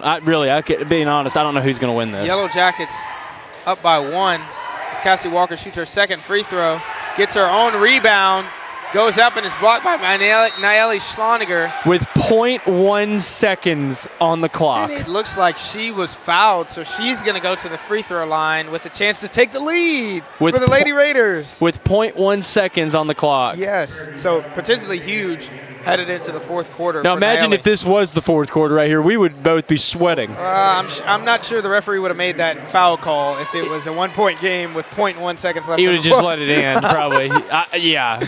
I'm not sure, but Nayeli Schloniger, huge free throws here coming as she awaits her free throw shots. There's been a lot of foul calls in this game. Fairview, the person who fouled, and then some other players on the bench. Some have 3-4 fouls in this game. 5 is the limit, and you're Dairy Queen. So nobody wants to be Dairy Queen. Nobody's been Dairy Queen disqualified from the game yet. But there's a lot of players in foul trouble. I've never heard the phrase Dairy Queen before till tonight. DQ'd. DQ'd I've heard, but not Dairy Queen. Been DQ'd out of the game. Nayeli Schloniger up and good on her first free throw. Well, Drake, the funny thing about being Dairy Queened in a game is if you sit down, you can do the same thing any fan in the stand can do. Get a free blizzard. Oh, no! Nayeli Schloniger misses the second free throw, and we go into the fourth quarter tied at 29 here at Spring Hill High School. Tuesday night high school basketball presented by the Front Porch Sports Network and powered by CPWS Internet. We're going to take a break and be back with quarter number 4. Mezcal Cochina Mexicana. Delicious food and amazing service at an affordable price. Mezcal Cochina Mexicana. Located off of Nashville Highway in Neapolis, near Spring Hill High School. 2504 Care Lane. Authentic Mexican cuisine. Full menu. Family dine-in. Takeout. Delivery. Offering the best cocktails in the area. On the rocks or frozen, pair your meal with our famous margarita. Don't forget, Mezcal Cochina Mexicana for your next meal. Check us out on Facebook. Visit Mezcal Cochina Mexicana today. Proud supporters of the Front Porch Sports Network. Mezcal Cochina Mexicana. Delicious food and amazing. Welcome back to the Front Porch Sports Network broadcast. I'm Landon Seacrest alongside Drake Pugh here at Spring Hill. We're knotted at 29 between the Lady Raiders and the Yellow Jackets. It's been a great game. Tuesday night lights here in Spring Hill off of Highway 31. 1 Raider Lane is the geographical address right now. And depending on the outcome of this fourth quarter, the Fairview Yellow Jackets might go home back to Fairview a little upset if the Lady Raiders can handle business, Drake. The Lady Raiders have certainly made a comeback in this second half. I mean, they were down by almost 10 at halftime. Yeah. And here we are, tie ball game. Oh, 100%. Going into the fourth. They have a chance to win. Abby Anderson launches one from the side. She's a shooter. Drew Herring on the ground with the rebound. Jump ball, of course. If I was a betting man, I would bet the odds on the jump balls in this game. Drake Colley, if you're listening, Magic 8 Ball predicts a jump ball. I was about to say that. I was about to say Drake Colley certainly would. Jordan Crowley will bring the ball up for the Lady Raiders. Drew Herring on the right wing. Looking to take the Fairview defender off the dribble. Uh-oh. Oh, no. Unforced error, turnover into the backcourt, thrown away by Drew Herring. Definitely not what the Lady Raiders needed. And I would love to see the turnover numbers for both teams in this game because it's been a lot. Oh, my gosh, and a lot that have just been thrown away. It's Cassidy Walker on the inside against Schloniger. Foul call on Schloniger. Yeah, it's been a lot of foul calls as Nayeli Schloniger picks up her 4th. As I said, 5 is the limit, so she's playing for house money right now. Nothing to lose. If she's done, she's done. She's got one more foul to use in this game. Fairview launching another 3. That one's unsuccessful, but they'll get the ball back as it goes out of bounds. Now, Allie Schoniger is in foul trouble. A couple other Lady Raiders are in foul trouble, but they're just going to play it out. They're just going to play it out. Alasia Harrison battling right there, and she's fouled by number 24 on the inbound as the Lady Raiders will get possession. That's a hustle play by number 10, Alasia Harrison, for the Spring Hill Lady Raiders, the leading scorer for the Lady Raiders in this game.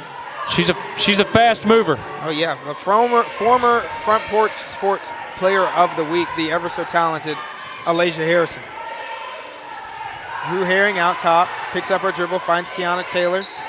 Looking to set up the offense here. Alasia Harrison breaks open, going to that strong left side. Jordan Crawley has it. Great pass. Oh. Tipped out of bounds by Cassidy Walker as Crawley was looking for Herring.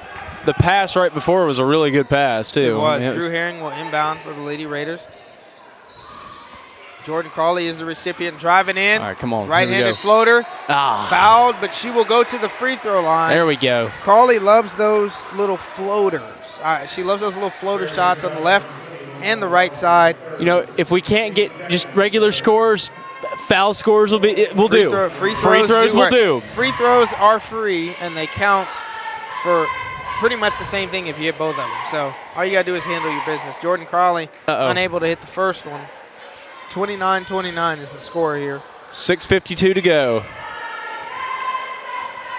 Jordan Crawley lining up shot number 2. That one is also no good. She gets her own rebound, though. It's 1-on-4 because there was nobody in the lane for the Lady Raiders. Timeout called by Corey Armstrong from his seat. 30-second timeout. We're going to keep it right here as the Lady Raiders, Drake, as you said, they pretty much fought back into this game. They did. They really, really did. I mean, it's paid off, but the thing is they got to keep fighting. They can't let their guard down in this fourth quarter because this is where it matters the most. Yeah, I 100% agree. And, you know, this is a district game, and this is a game between a Murray County school and a Williamson County school. Yep. So there's a lot on the line in this game, 100%, Drake. I know, I'm an alumni of a Murray County school. You're a Williamson County alumni. Yep. You know, there's a little animosity between those two parties. There is. Not between me and you, but just in general, they don't like each other. So yeah. And, I feel kind of honored to be a Murray County native but a Williamson County alumni. So it's like I get, in my opinion, the best of both worlds. Drew Herring unable to connect on a three-point shot after the timeout. Lady Raiders will play on defense here. Alasia Harrison sticks it away. Jordan Crawley with a turnover as well. Back-to-back turnover sequence, one by each team. The Yellow Jackets have the ball. Number 24 dribbling up the court. Finds number 20, finds Cassidy Walker. Number 30 in the middle. Number 24 in the lane looking for a bucket.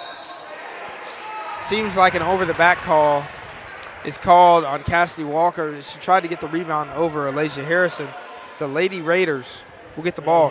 Cassidy Walker has 4 fouls in this game. That is extremely important because if the Raiders can foul her out of the game, that completely changes the last 6 minutes of this game. Completely changes it. So I think they got to target her. They got to target her. Another turnover for the Lady Raiders as they barely get the ball across half court. I know this isn't good. I think the Lady Raiders. The defense for the Yellow Jackets is pretty darn aggressive. Lady Raiders just need to slow down, as do the Yellow Jackets. Just slow down. They're throwing it away. That's a back-to-back turnover. A high pass by Fairview's point guard. Well, that's what the Raiders needed. It's a theme for both teams in this game. Just unforced errors and turnovers in this game. Yeah. And you can't do that in the fourth quarter, not in a district game. No, you can't. You can't do that. Whoever has the least amount of those is going to win this game. Drew Herring driving down the baseline, throws up an air ball as Cassidy Walker was defending her. I mean, because the thing is, it's a tie ball game right now. Just somebody's got to score. Kiana Taylor with a deflection in the backcourt. Lady Raiders are still flying around. Sarah Brothers back into the game for the first time in a long time, as she was on the bench with foul trouble. But the Raiders probably need her height in this game in the fourth quarter.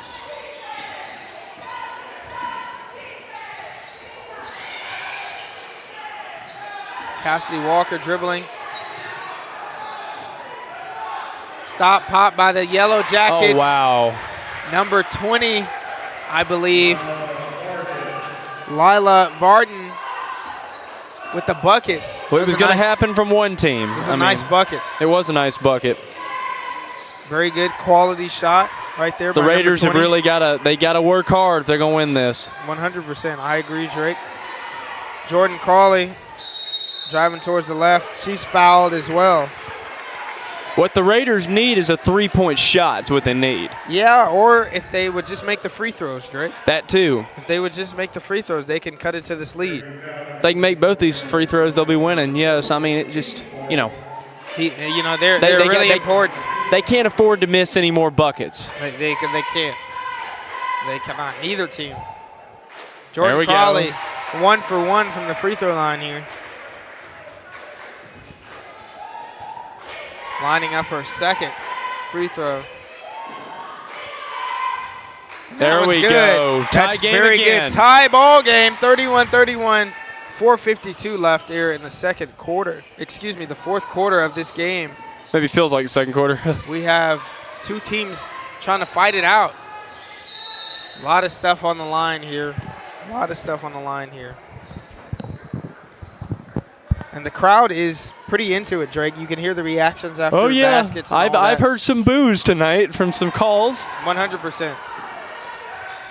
Lady Raiders on defense. Cassie Walker's got it in against Sloniger, who has 4 fouls. She's got to be careful. Yep. Cassie Walker goes up and scores right there against Sloniger, who really can't play defense at this point.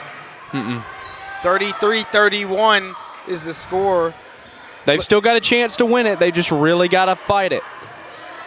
Looks like the Yellow Jackets are no-touching Alasia Harrison. Oh, no. Sloniger throws it up. No. Gets her own rebound. Twice. Alasia Harrison is demanding the ball. Looks like they might send 2 towards her. They've got a defender on her. Jordan Crawley is fouled by Cassidy Walker. And if the booking is right, she's got 5. She's going to have to sit down. She got Dairy Queen. The scores table is signaling that Fairview's leading scorer, Cassidy Walker, has just fouled out of this ball game. She is Dairy Queen disqualified and a candidate for a free blizzard at her next Dairy Queen visit. Oh no! Jordan Crawley at the free throw line, unable to connect on the first one. She's got to get this next one, and they need to score after that. 100%. Jordan Crawley lining up second, crucial free throw. Oh! That one tries to go off the bank. That was just rolls out. That was just cruel. 0 for 2 for Jordan Crawley. That was cruel in this game. What's happened this time? That was a push foul, according to the ref, on Jordan Crawley. Not sure about that contact, but it was ruled a foul by the official. Jordan Crawley now has 4 fouls. That is a turnover by Fairview, another high pass. I think in this game, Alasia Harrison, you've got to find a way to get to the basket and get an easy bucket. She's being no-touched right now. We need a 3-point. They have a defender following her all the way down the court as she's the Lady Raiders' leading scorer. They don't want her to get the ball if you're Fairview, but she's got to demand the ball. Oh, 100%. no. There we go. Ooh. Jordan Crawley flying around. Jump ball is the call. Alternate possession to Fairview. That was a sequence where Alasia Harrison did touch the ball and then threw it away after she pretty much had 3 defenders on her. Yeah. For those listening on the radio and could not see, she got 3 defenders on her.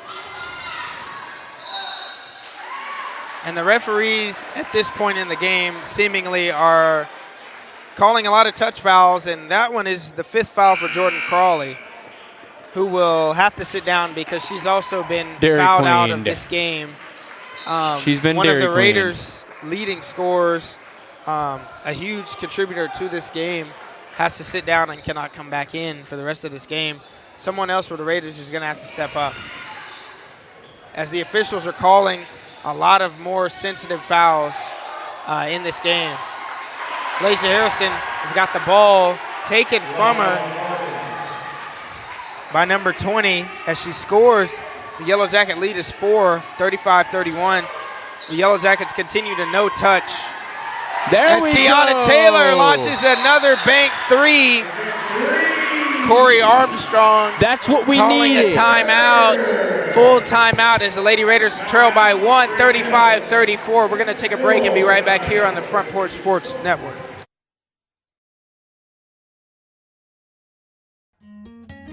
This is Hal Landers, owner of Landers Insurance Agency. We are an independent agency representing the famous Erie Insurance Group. Landers Insurance Agency has been committed to providing great rates and great service since 2002. Whether it's home and auto or business or life insurance, we've got you covered. 24/7 in-house claim service, we've got that too. Visit Landers Insurance at 514 North Garden Street, Columbia. Call us at 931-380-2003. Our website is landersinsuranceagency.com and follow us on Facebook and Instagram. I'm Justin George. I'm Corey Muehlbauer. Together, we are Columbia Motor Company. Columbia Motor Company offers quality pre-owned vehicles at an affordable price, along with many financing options to keep you in your budget. We are veteran and locally owned. We are located just off of Carmack Boulevard in downtown Columbia. You can also follow us on Facebook and Instagram, or visit our website at columbiamotorcompany.com. If you want a different and enjoyable car buying experience, please give us the opportunity here at Columbia Motor Company.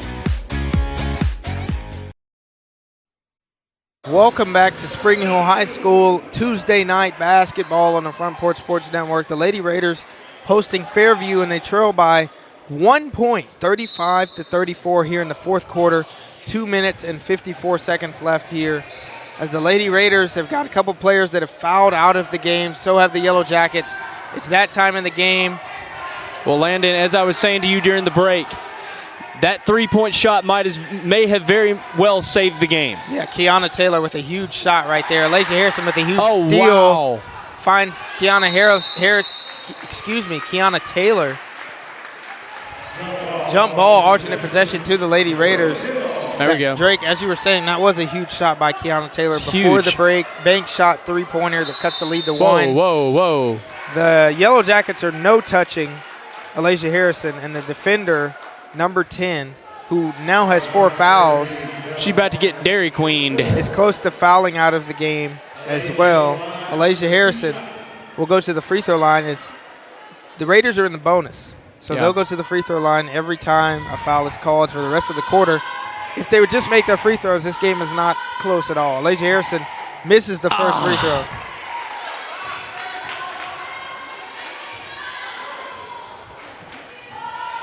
Elijah Harrison lining up. There we go. Good. Tie ball game. It's almost like we just can't get ahead. We can get tied, but we're just not seeming to get ahead. Elijah Harrison ties this ball game as the Lady Raiders trying to string up some defense here. Fairview without their leading rebounder and big girl. Here we go. Cassidy Walker and Allie Sloniger, our big girl. The Lady Raiders, tallest player on the court. I hear some unhappy fans. Yeah, head coach Chad Brothers assistant coach Chad Brothers for the Lady Raiders is not pleased as well with the sequence that just happened with Sloniger, potentially lobbying for a foul call. Oh, no. That was not called. Elijah Harrison, the inbounder, with 2 minutes and 13 seconds left. Tie ball game 35-35 here at Spring Hill High School. Elijah Harrison splits the defense. Goes up, draws a foul. There we go. She is excellent at getting to her spot and drawing the foul. She's just got to make the free throws. Oh, man. Number 14, Anna Davidson from Fairview, just picked up her 4th foul as well. So several players, not to belabor the point, with 4 fouls in this game on the verge of being fouled out, much like some players already have. The Lady Raiders have got to make their free throws as Elijah Harrison misses her first one. We have to. I mean, that's what's killing us is we're not making these 3 free throws. Elijah Harrison, good shooter from beyond the arc, but's got to make the ones that matter. Lines up the second one, and that's good. That's good. The Lady Raiders are up by 1 point, 36-35. 2 minutes left, extending the full court pressure. 3/4. So Elijah Harrison flying around. There we go. She looks like a running back going through the lane, headed to the rim, fouled again, back to the free throw line. She goes, Elijah Harrison. For those listening on the radio and can't see her, she's flying around everywhere out there on the court. She's a dynamic player, former Front Porch Sports Network Player of the Week. Leading scorer for the Lady Raiders in this game with a chance to add to the Lady Raider lead. There we go. 1 free throw up, 1 free throw good for Alasia Harrison. With 1:55 left, folks. Alasia Harrison lining up the second free throw. The left-handed stroke is short. Off to the left. Raiders up by 2, 37-35, extending their defense. Yellow Jackets look a little bit confused without some of their leaders on the court. Some of their leading players. Alasia Harrison with another steal. Outlet pass by Sloninger. Harrison with a nice little hezzy, but takes it out, slowing it down. Knows she's got clock, knows she's got lead, knows she's got the ball right now. Kiana Taylor launches a three. That one's blocked, rebounded by Sarah Brothers. Sarah Brothers nearly throws it away in front of her bench. But there's 1 minute, 24 seconds left in this game, and the Lady Raiders have the ball, have the clock in their favor, and have the lead in their favor in this game as they throw the ball away off an inbounds pass.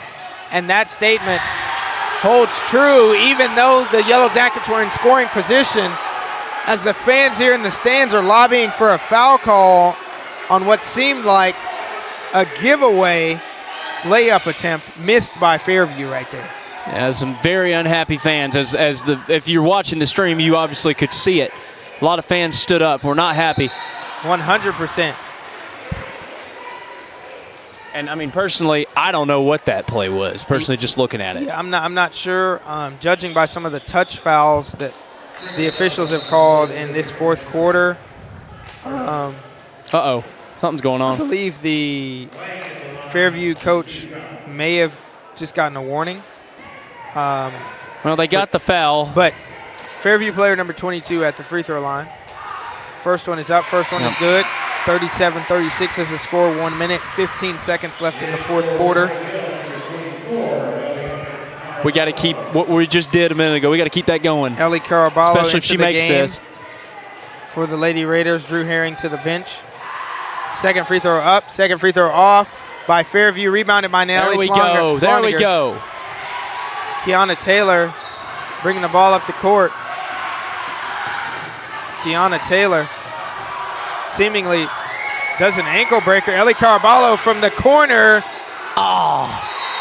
Sarah Brothers called for the over-the-back foul, and if that's on her, that's her fifth, and I know she's going to have to sit down after that.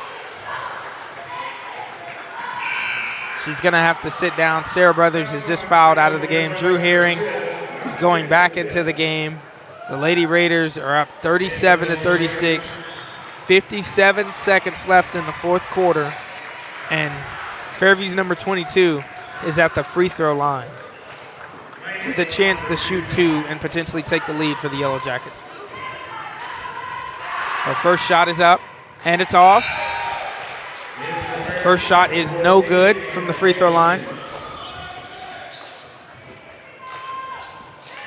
Lady Raiders have got to know the situation here. Yes, they do. They can't have a live ball turnover. No matter if she makes or misses this. They cannot have another turnover. Well, at this point, game. no mistakes. Ain't enough time for one. And it's tie ball game. Second free throw is good. Tie ball game. Now it just comes down to execution and getting a good shot. If you're Corey Armstrong, if you're Alasia Harrison, Nayeli Schloniger, some of the leading scorers in this game, you got to know you got to get a quality shot if you're the Lady Raiders right now. This has been Kiana Taylor dribbling the ball up, finding Alasia Harrison, leading scorer for the Lady Raiders in this game. She's dribbling the ball, dribbling through all the defenders, looking for Kiana Taylor. The long two is up, and an air ball rebounded by Alasia Harrison, and she throws it away off the rebound.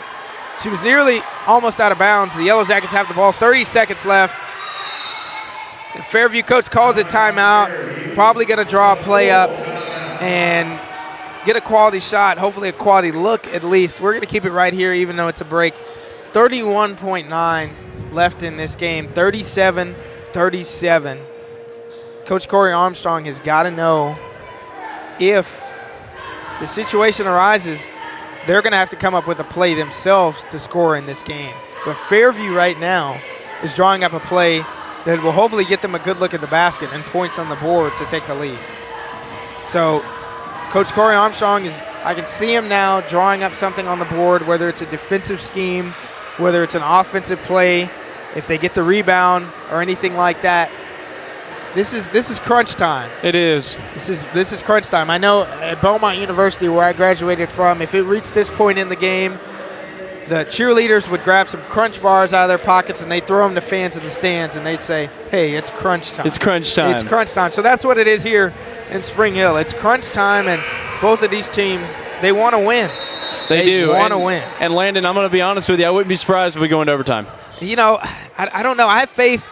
If it comes down to it, Drake, I have faith from what I've seen from Alaysia Harrison tonight. If she gets the ball and there's clock and there's time left, I think she can score when the clock goes zeros. I think so, Drake. I hope so. We'll see if it gets to that point. We'll see. Fairview has the offensive possession here. He ain't playing either. Yeah, they just threw it to somebody in the stands. Nearly an unforced turnover, but it was deflected by a Lady Raider. Somebody's dad. The Yellow Jackets have the ball. Number 24 takes a long two. That one's off. Gets her own rebound. Looks like she traveled right there. No call by the ref. Natalie Schloniger gets the ball. That's a jump ball. That's Lady Raider ball. Alternate possession. 19.7 seconds left here. 37-37. The Yellow Jackets have full court pressure on the Lady Raiders right now. The ball has got to find the Lady Raiders' top players. Oh, my gosh. Natalie Schloniger has the ball. She's a top player. She's got to know what to do with it in this circumstance. Coach Armstrong slows down the troop, says, wait a second, let me drop a play. Let me cook. Let me cook. We're going to see what Coach Armstrong is cooking on the other side of this break. We'll be right back with the final play of the game.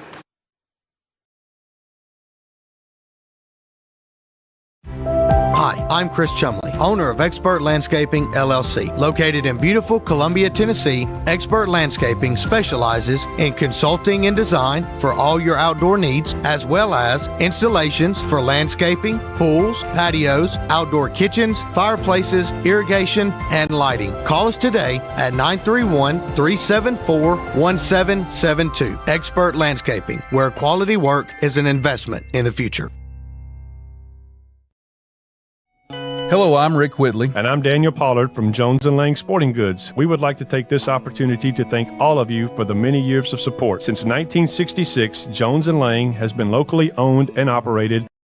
Welcome back to Spring Hill High School on the Front Porch Sports Network broadcast. Fairview versus the Spring Hill Lady Raiders. I'm Landon Secrets alongside Drake Pugh. 37-37 is the score, 9.7 seconds. The Lady Raiders have the ball. Alaysia Harrison has the ball, looking to score, throws it up off the glass. That one's no good. 4 seconds left. Fairview on the prowl. Number 20 throws it up, and the shot is no good at the buzzer. Drake, like you said, we're going to overtime. We're going to overtime. I had a feeling. 37-37 is the score. We're going to be right back with overtime and our overtime predictions on the other side of this break.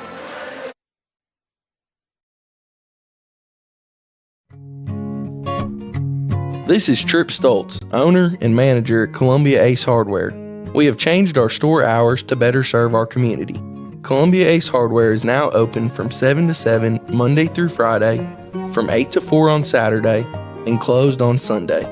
Come see us at 112 East James Campbell Boulevard and let us show you customer service that can only be found at Columbia Ace Hardware. Ace is the place with the helpful hardware, folks.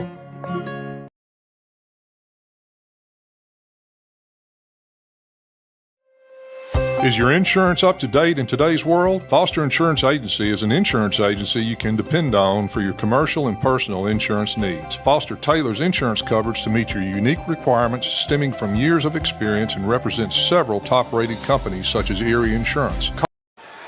Welcome back to Spring Hill High School. Overtime basketball on a Tuesday night, only on the Front Porch Sports Network. I'm Landon Sechrist alongside Drake Pugh here. We're here at Spring Hill. It's 37-37. Spring Hill Lady Raiders versus the Fairview Yellow Jackets. Drake, this has been an exceptional game. The Lady Raiders fought all the way back into this game. Landon, I'll tell you what, this really has been an exceptional game. They've really fought their way back in here. And here we go. Alaysia Harrison is still fighting. She has a lot of points and is the leading scorer of the Lady Raiders right now. They're looking at her for a lot of different things in this game. Fairview will go back to the free throw line on their first possession. Man. Landon, I'll tell you what, I'm over here shaking. Yeah. If you're shaking, Drake, imagine these two coaches who have to coach as Spring Hill has 3 players on the bench right now, Caraballo, Crawley, and Brothers. Drake, they're all fouled out. They can't come back in the game. No, they can't. If I was those coaches, I'd be having to take Tylenol after this. The Lady Raiders only have 5 players left in this game. Man. So it's a near disaster situation if Nayeli Schloninger fouls out of this game because she has 4 and the Lady Raiders would only have 4 players left. Well, and I'll tell you what, 4 minutes is a lot of time. Yeah, that's 100%. a lot. And you know, I have only seen in my lifetime, you know, I grew up an avid, even though I was a Page Patriot, I grew up an avid Independence Eagle basketball fan. As the Lady Raiders throw the ball away on the inbound pass. Oh, no. And Fairview unable to capitalize as it looks like a wrestling move was performed. It sure Drew does. Herring hits the floor. She's up and she's good, though, but we doing some Steve Austin out here? We have another Fairview player, number 14, has just fouled out, Anna Davidson. Oh, no. So I believe that's 3 players for each team that have fouled out of this game. And as I said, Drake, and those listening on the radio and watching streaming, Nayeli Schloninger for the Raiders has 4 fouls. The Lady Raiders only have 5 players left in the game that are eligible to play. I don't know what the situation is if they only have 4 players left. I don't know if that means they have to forfeit or even if they're winning. I don't know because right now the Raiders are winning. The Lady Raiders are winning. But if Nayeli Schloninger fouls out, there's only 4 players left. And that might mess That's a disaster scenario. That's a disaster scenario. We can't afford that. There we go. Drew Herring knocks down the free throw, extending the Lady Raider lead to 40 to 37. The Lady Raiders lead over Fairview right now. Oh, my gosh. Number 24, Nayeli Schloninger says no to her. Nayeli Schloninger bringing the ball up towards the other side for the Lady Raiders. Drew Herring on the top of the key. She immediately almost winced when she shot, like she knew the shot was off. That was one of the most interesting things I've seen in my life. We got to be strategic here, like you're saying. We can't be too aggressive here because we don't want to lose any more players. Yeah, 100%. I mean, if they lose the player then we lose the game. Yeah, pretty much. And we're 3 points ahead. I mean, we're doing good point-wise. We just can't lose any more players. Drew Herring called for a foul there. I mean, this is not good. Drew Herring, I don't know how many fouls she has, only 2, so good for her. Yeah, that could have been bad. Fairview's number 24 is at the free throw line. Lady Raiders are leading 40 to 37. There's 2 minutes and 57 seconds left in overtime. The Lady Raiders only have 5 players left eligible in this game due to 3 players on the bench. The only other 3 subs have all fouled out of the game and 1 injured player. Well, Landon, like I said, I grew up an avid fan of Indy basketball, and, I never really remember there being many overtimes, and I didn't think they'd be this long. I mean, that's a lot of time for overtime. A live ball turnover by Nayeli Schloninger as Fairview. What happened there? Draws a foul on Kiana Taylor right there. Oh, God. And by the way, the last Fairview free throw shooter did hit 1, so the lead is 40 to 38 now. We 40 to 38. We got to stop these fouls. I mean, this is not. We can't afford this. Number 20 for Fairview at the free throw line, lining up number 1. That's good. That's cash. 1 point game. Fairview, number 20, lining up shot number 2. That one's off. Nayeli Schloninger. Oh, boy. Almost goes to the ground. What happened and a here? Timeout is called by Coach Corey Armstrong. We're going to take a break and bring you the rest of overtime on the other side of this.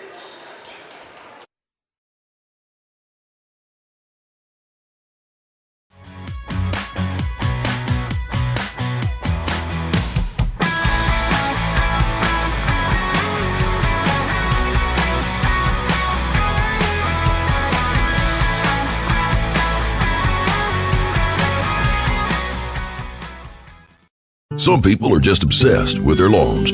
They'd cut their grass with a pair of scissors if they could. Thanks to Gravely, they don't have to. You see, Gravely makes not only the best built and most comfortable lawnmowers, they also leave your house looking like a doggone country club. So whether you're a commercial landscaper wanting the best or just a perfectionist homeowner, you can't do better than a Gravely. Welcome back to Spring Hill High School. Tuesday night hoops on the Front Porch Sports Network. I'm Landon Seacrest alongside Drake Pugh here in Spring Hill High School.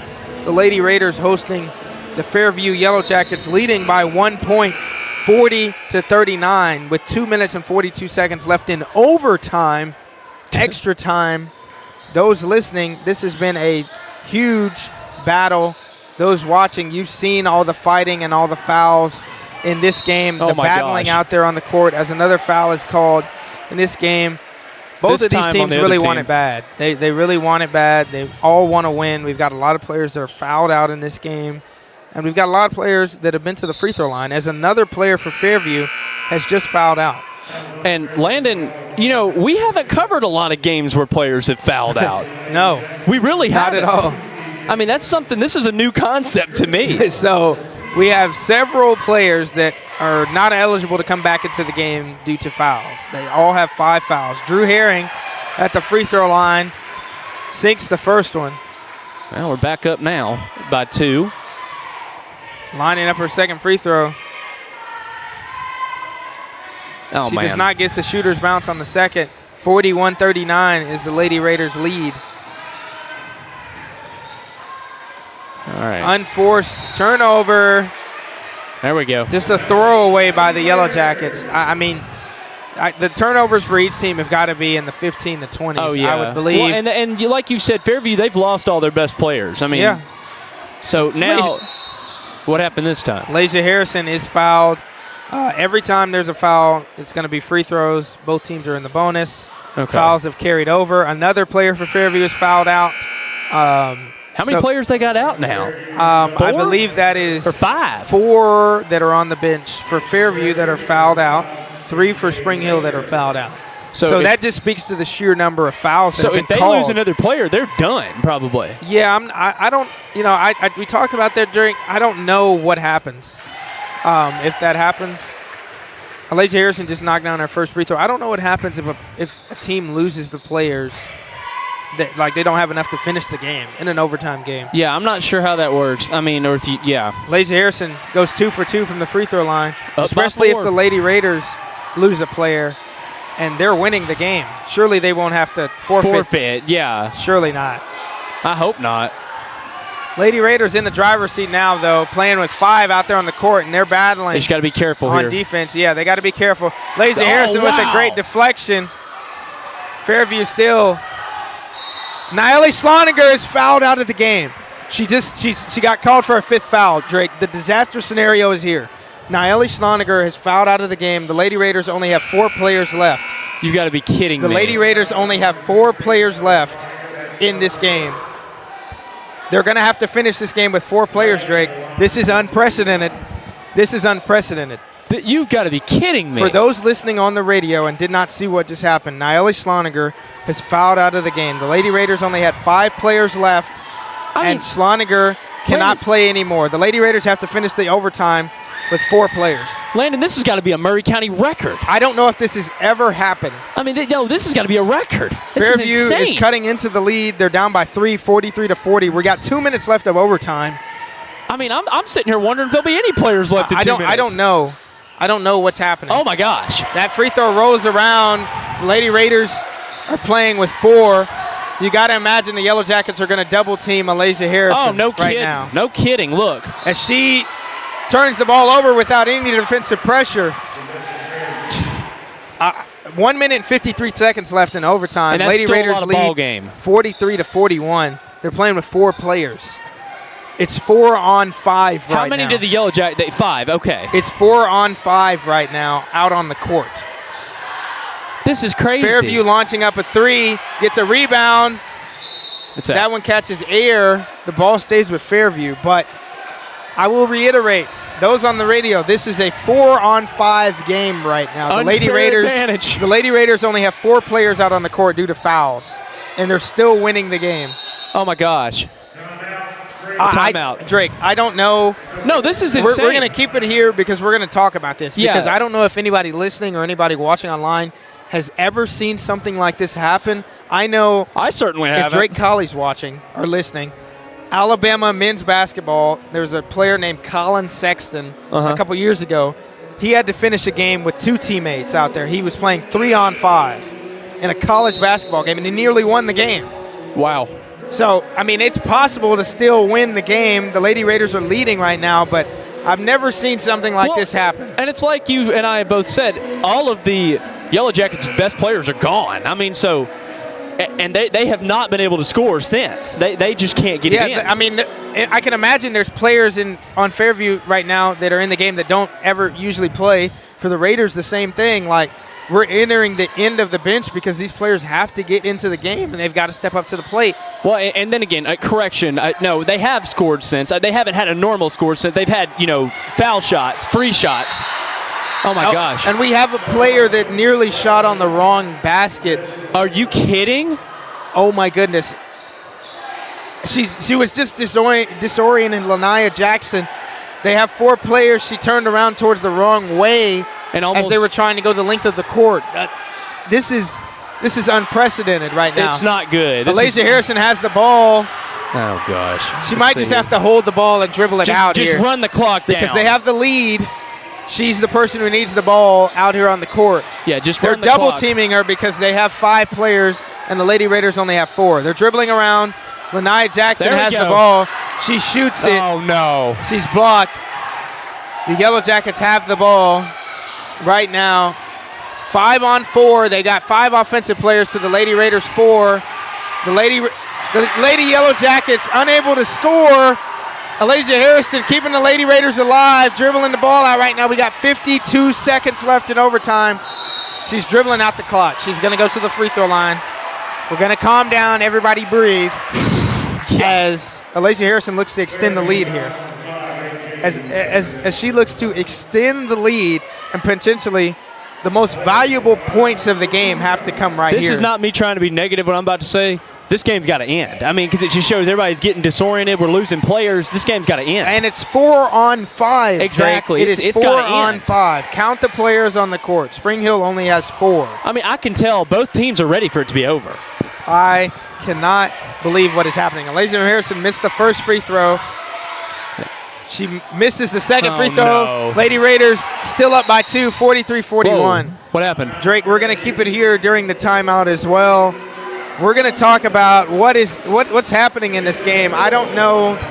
As we've said, we have so many players in this game that have fouled out due to the number of fouls that were called. The Lady Raiders have 4 players on the court that can play. Fairview's best player and several other leading scorers, top scorers, have all fouled out. So their best players are gone. So their best players are gone.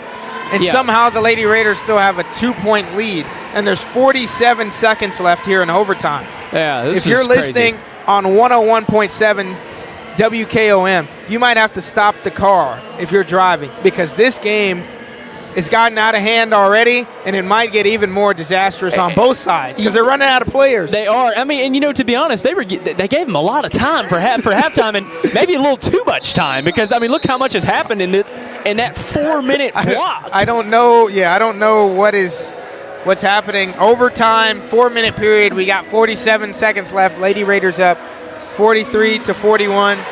This is the Front Porch Sports Network broadcast. I'm Landon Seacrest alongside Drake Pugh here. Our first broadcast together in a while. Yeah, we're buckling up. We are buckling up for the end of this game. Lady Raiders are on defense. Looking for one more defensive stop. The Yellow Jackets throw it away.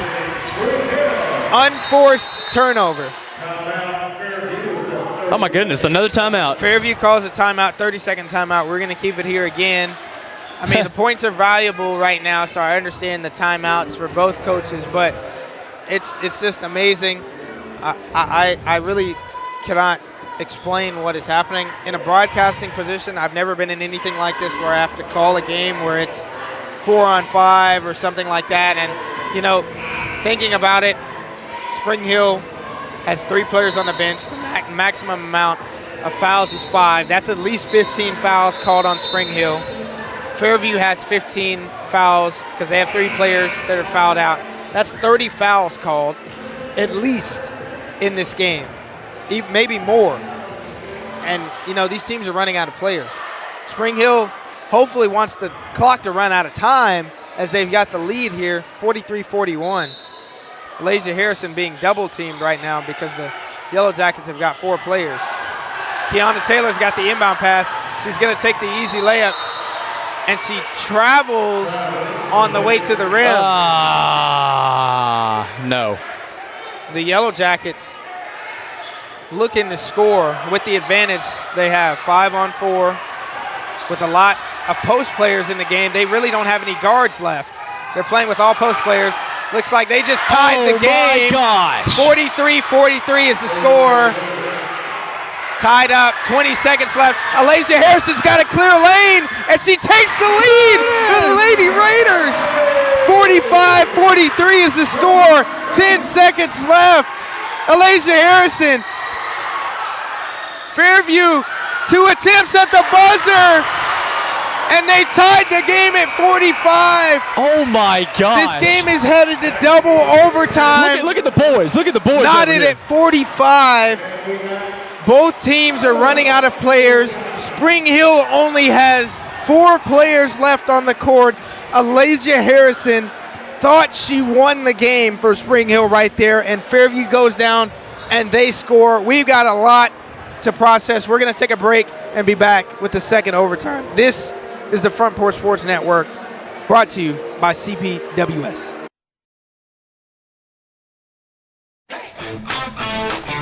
This is David Usselton with Usselton Automotive, located in Columbia, Tennessee. We service all foreign and domestic vehicles.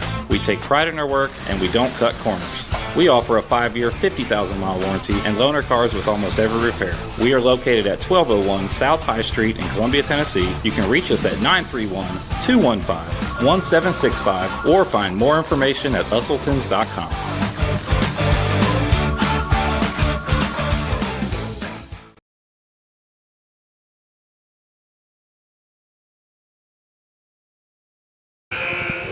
Welcome back to the Front Porch Sports Network.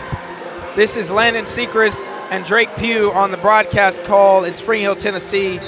We are here for overtime number 2 for the craziest game I've ever been a part of in my broadcasting career. The Lady Raiders have fought back in this game, fought back to get it to overtime. That was unexpected. And it's 45-45, but there are some caveats included. Yeah. They're playing Fairview. Fairview's top 3 leading scorers have all fouled out of the game and are unable to come back in. Spring Hill only has 4 players left out on the court. They do not have 5 players. It's 5-on-4. And in the amount of time there is for this, we might lose more. We don't know. There are 4 minutes allotted in each overtime period, so we got 4 more minutes of basketball to play, but it's 5-on-4. Fairview has post players out on the court. They don't even have any guards really ready left to play, and it's just a lot to process right now. Alasia Harrison is still on the court for the Lady Raiders, though. She's the leading scorer of all scorers in this game. By her shot, she nearly almost won the game with a breakaway layup at the end of the first overtime. Yeah, that was insane. And just to keep a monitor on things with the fouls, Fairview's number 12 just picked up her 4th foul. If she gets one more, she also is fouled out of the game. Yeah. So that would be another player that has to foul out of the game. That would be catastrophic for us. I'm not sure if 4-on-4 is allowed by the TSSAA, but I think we're nearing towards that point. Yeah. We are nearing towards that point. It might happen tonight, folks. It might happen. I just, Landon, I agree. This is definitely the most unusual and insane game that I have ever done in my broadcasting career. And, I mean, this is definitely going to be a game we're going to be talking about for the next week. Yeah. And the boys, they're going to have to really come at it hard to top this. 100%. Fairview oh my goodness. gets an and 1. And they're winning again. Number 24 leading. Fairview Yellow Jackets take the lead 47-45.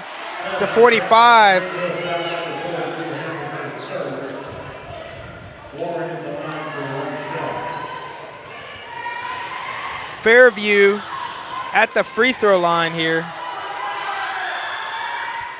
Unable to connect on that basket from the free throw line. Drew Herring with the rebound, looking to score. Trying to look for Alasia Harrison, who's the leading scorer of all scorers in this game. Getting double teamed in this game right now. Once again, folks. Once again. She's facing doubles. She's finding her way to the rim. Uh-oh. She's got the ball knocked out of her hand.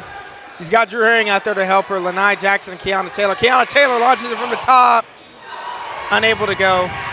These players are exhausted. You can see it in their faces. Oh, yeah. Well, like I said, Landon, I mean, this is – I know they're ready to win it. They're all ready to end it and win it. 100%. I mean, I know Fairview was just called for an offensive foul there. Number 24. She just fouled out of the game as well, Drake. Who did now? Number 24 for Fairview, who just got the N1. Hey, the 4-and-4. It's happened. I think we might have to play 4-on-4 here, ladies and gentlemen. It is 4-on-4 basketball Tuesday night, only on the Front Porch Sports Network. This there you go. Is unprecedented. You heard it here first, folks.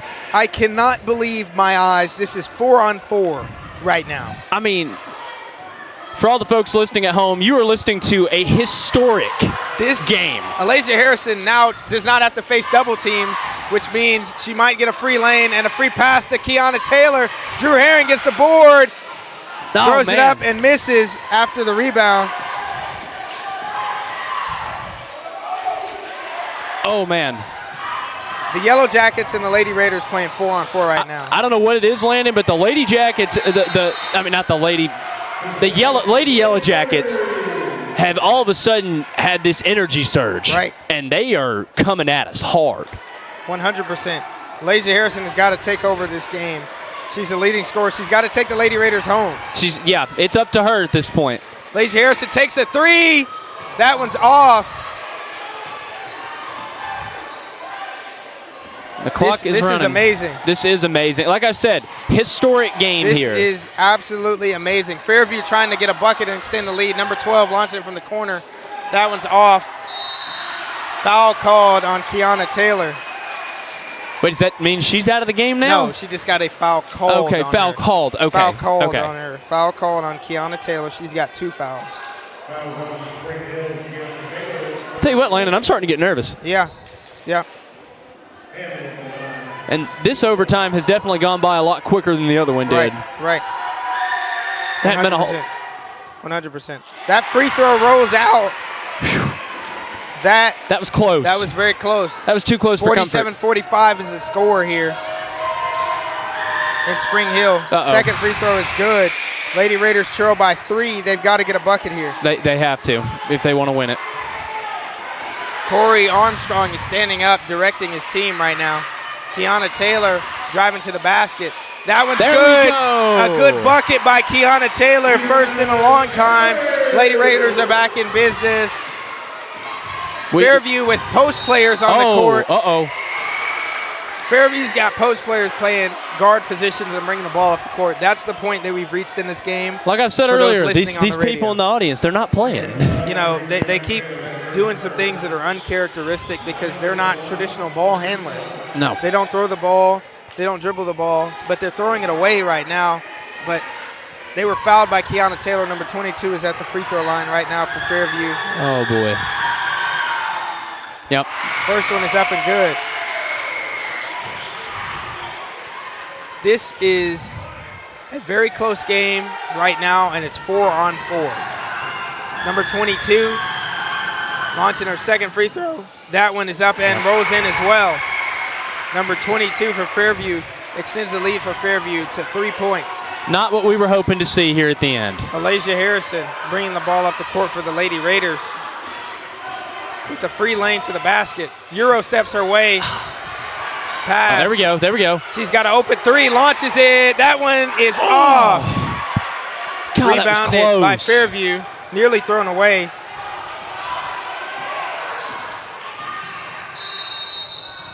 Timeout called by Fairview, trying to get the puppies in order on both sides. 4-on-4 basketball. This is not a joke. This is not a drill. Front Porch Sports Network broadcast here at Spring Hill. We're going to take a break and be right back with you.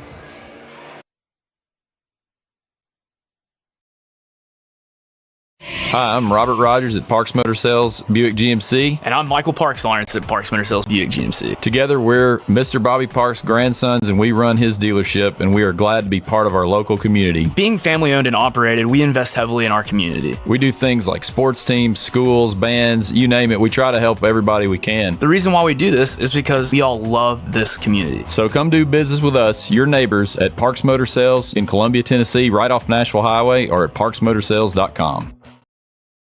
Welcome back to Spring Hill High School, the craziest broadcast of the year for the Front Porch Sports Network. I'm Landon Segrist alongside Drake Pugh here. It's double overtime, Spring Hill Lady Raiders versus the Fairview Yellow Jackets, and it's 4-on-4 basketball.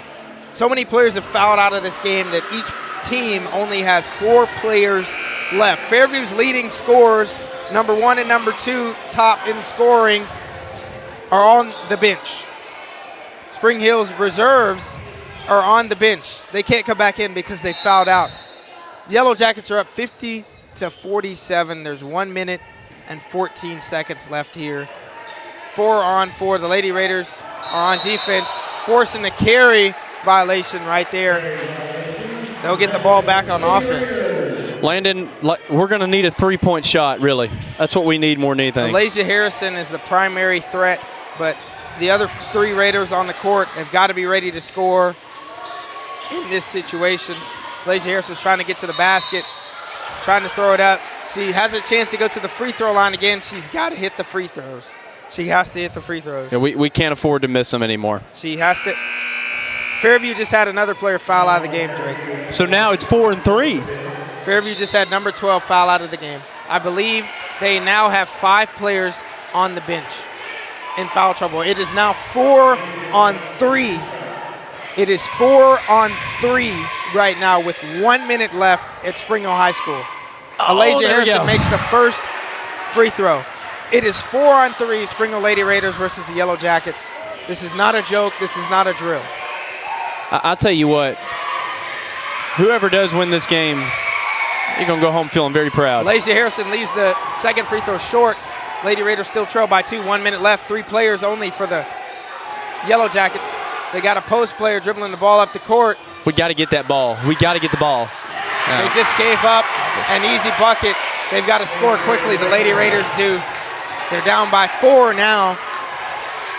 The Lady Raiders looking for something. They're throwing the ball. Corey Armstrong calling a timeout. We've got Fairview people in the stands. They are jumping and screaming. They got their phones out recording this because they might send it to Sports Center or something. Well, or bloopers or something. I don't know. It's a historic game. This is 4-on-3 basketball currently as it stands with 36.4 seconds left. This is unprecedented for me and Drake.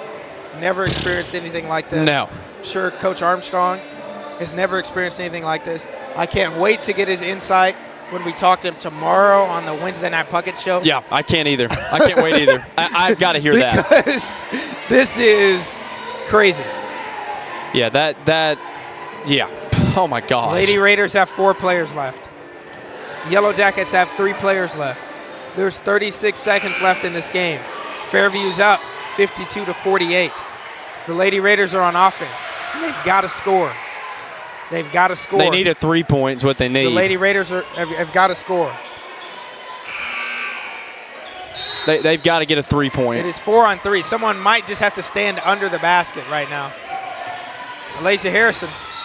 Oh, gosh. Called for the block. That should be continuation, potentially.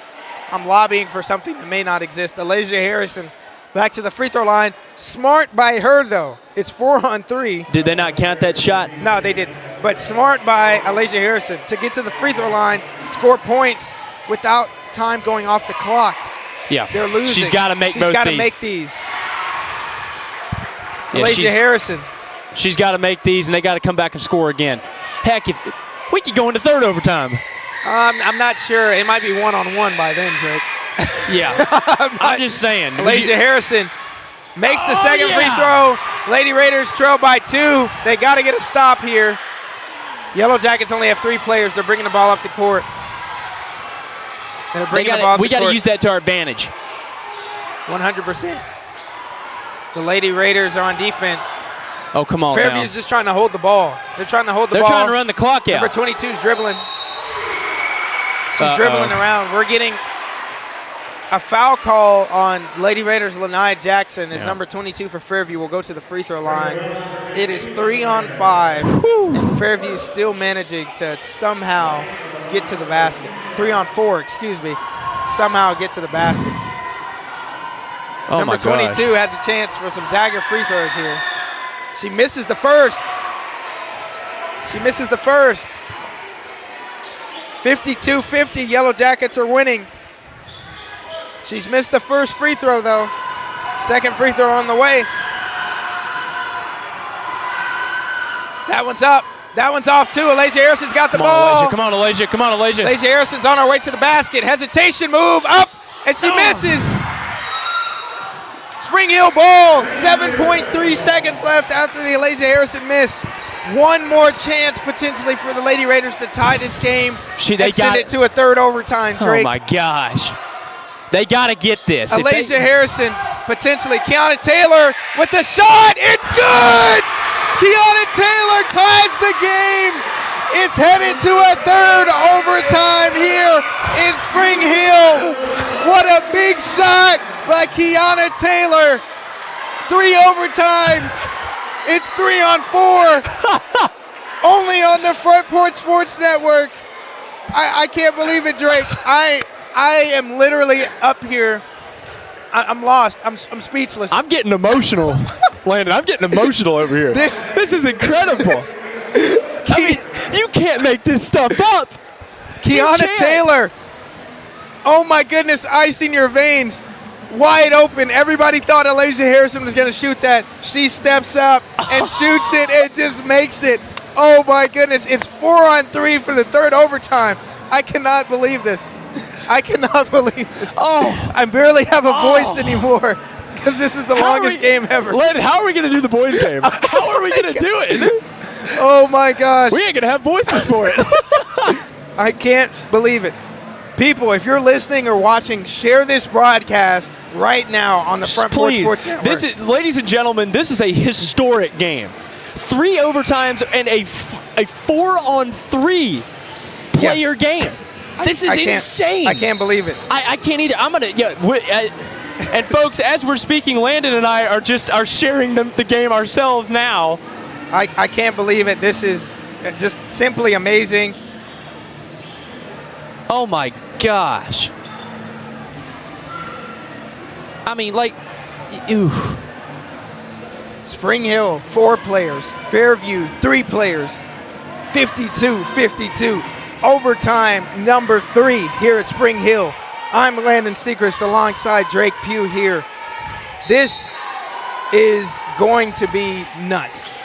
Kiana Taylor, who sent us to the third overtime, has got the ball. She's confident. She shoots and she misses. Rebounded by one of 3 Fairview Yellow Jackets left out on the court. We got to make these points at the beginning. We're making them at the end of the. Yeah, I'm not sure. Fairview attempting spin move right there. I don't know what strategy you can have with 3 players out there on the court. I don't know what the Fairview coach is telling them to do. And Landon, we've already been on air for 2.5 hours doing this. This is incredible. Yeah, it's amazing. I mean, normally we would be halfway into the boys' game by now. Yeah, we would be. I mean, it's just crazy what all's happened tonight. We would be. But instead, Drake, we are witnessing a 4-on-3 basketball game. Historic Murray County basketball game. Fairview's first free throw is up and no good. Up and no good. Please share this broadcast for those listening and watching. Tell your friends. Tune in to the Spring Hill Lady Raiders as they try and pull out this victory in a 4-on-3 basketball game with Alasia Harrison as the leading scorer of all the scorers that are left in the game. She has the most points. And Drake Colley, if you're listening out there, give us your opinion. Alasia Harrison steps up, confident, rebounded by Drew Herring. Alasia Harrison's got a wide open 3, potentially driving down the left lane. Up and good. There we go. Alasia Harrison, 54-52, Spring Hill Lady Raiders lead.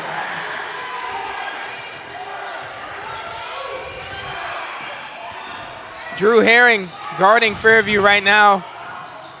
They're just driving to the basket trying to get fouls. I think that's the strategy. They're trying to maybe foul out the other Raider players on the court. Maybe. I mean, I don't blame them. Like I said, this might turn into a one-on-one.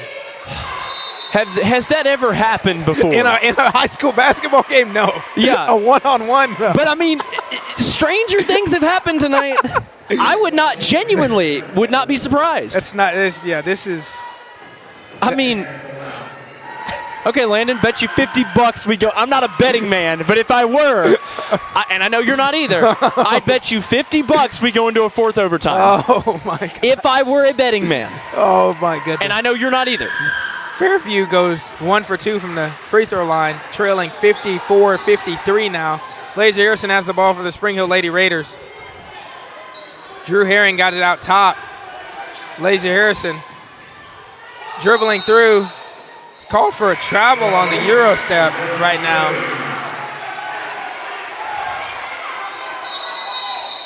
Laser Harrison. What's going on now?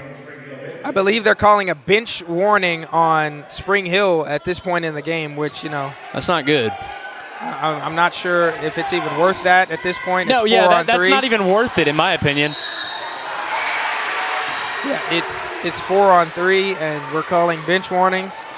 So, I mean, at this point, Landon, in my opinion, they need to just do their best to run the clock out. Well, yeah, I mean the teams, but I'm saying okay, better at hand. Number 22 of Fairview just picked up her 4th foul, meaning if she gets another one, she's to sit down. So then Fairview would only have 2 players left. I mean, imagine we get down to 4 on 1. I mean, that'd be insane. Yeah, I don't know. I don't even know if that's allowed. I don't know. I just know we have to clip this broadcast and maybe send it to somebody. Oh, yeah. Fairview with a breakaway here, and they take the lead. They take the lead off of an outlet pass. Timeout. Number 5 for Fairview with the go-ahead layup. The Yellow Jackets lead 55-54. Landon, it's like I was saying earlier, about halfway through, that's when the steam starts coming back. Yeah. The fire starts heating up. Yeah, 100%. 2 minutes and 35 seconds left here in the 3rd overtime. You are hearing that right. 101.7 WKOM. We are here at Spring Hill High School.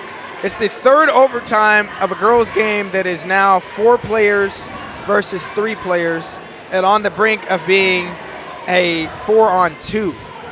On the brink of being a 4-on-2 if a Fairview player commits one more foul. So, stranger things, but this is not a Netflix series. This is Spring Hill High School right now. I'm Landon Sechrist alongside Drake Pugh. This is something, my family, we always say when something crazy happens, it beats all we've ever seen. This beats all I've ever seen. Me too, man. I'm not going to lie. Folks, I mean, I was not a super athletic guy, and I was not as into sports up until recent times. Right. But I will have to say, from the basketball games I grew up seeing, this doesn't even compare. I mean, they were nothing like this. Oh my God! All right, Alasia Harrison's bringing the ball up for the Lady Raiders, who trail by 1. Come on, right Alasia. now. Alasia Harrison scored a lot of points in this game. Kiana Taylor hit the big shot that sent us to the 3rd overtime. They're playing great defense here. Okay. Oh. Lanaya Jackson fumbles the ball out of bounds. Seemingly dropped the ball out of bounds there. Just unfortunate series of events. Fairview has the ball. 3 on 4. Trying to inbound the ball. They've got double teams. Alasia Harrison has the ball. Got a steal. She's going up. She's got it. Alasia Harrison takes the lead for the Spring Hill Lady Raiders. 56-55 is the score. 2 minutes left. Spring Hill. This is a 4-on-3 basketball game due to fouls, everyone. And we're going to the line again from what it looks like. And Spring Hill has possession and the lead. Alasia Harrison probably by my unofficial stat keeping, has at least 25 points in this game. It is amazing. Well, what happened? The Lady Raiders are called for a travel there. 1 minute, 42 seconds left in this game, and if the Lady Raiders can just survive this last couple, seconds, a little bit more than 60 seconds in this game, Fairview's called for an unforced turnover. Number 5 carried the ball right in front of Corey Armstrong. Lady Raiders get the ball back. They're up by 1. A lot of unhappy. 1 minute.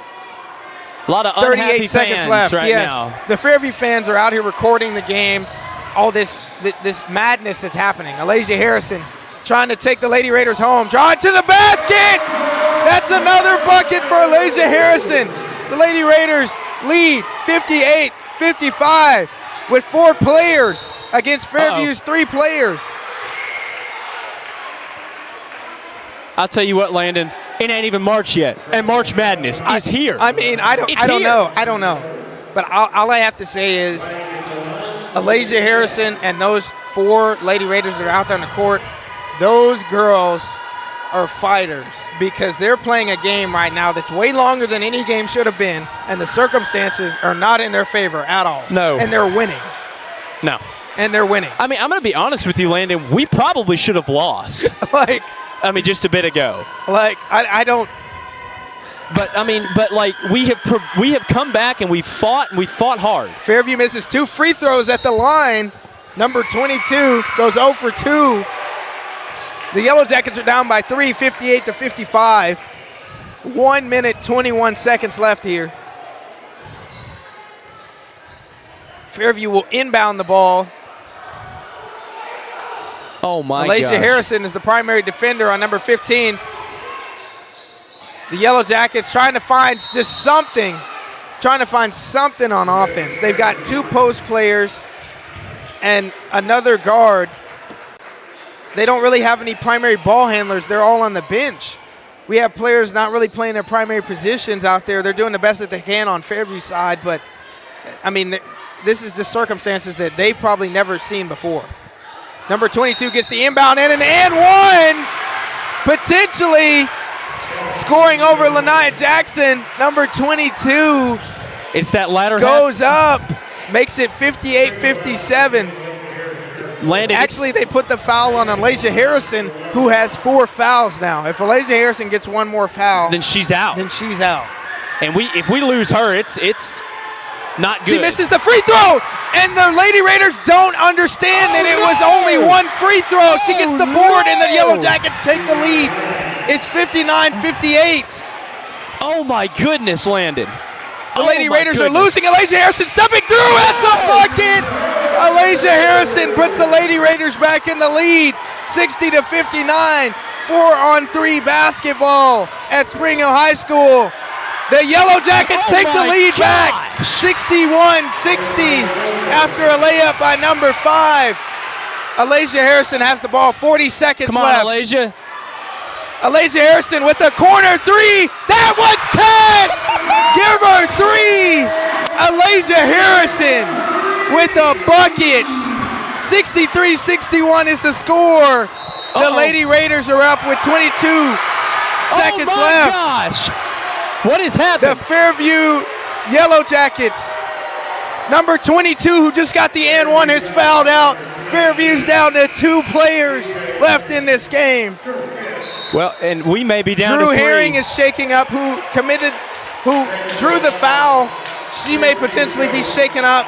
The Lady Raiders on the brink of having 3 players. Fairview only has 2 eligible players left in this game.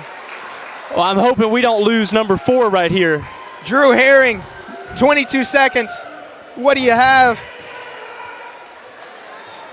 22 seconds. That she's given it her all in this game.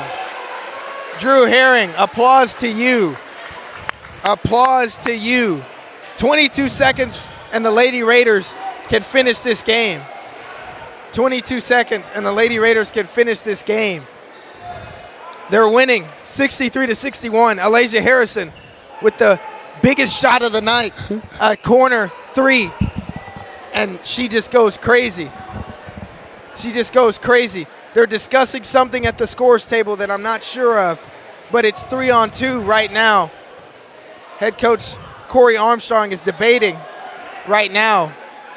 Drew Herring was fouled, and I believe there was a discrepancy on who would shoot the foul shot since she was not in the game, and now Alasia Harrison was standing at the free throw line. I believe the Lady Raiders are due free throws after this timeout. We got a timeout, and we got 22 seconds left here. It is 63-61. It is 4-on-2, potentially 3-on-2 basketball here. This is not a drill. Share it with your friends, this broadcast.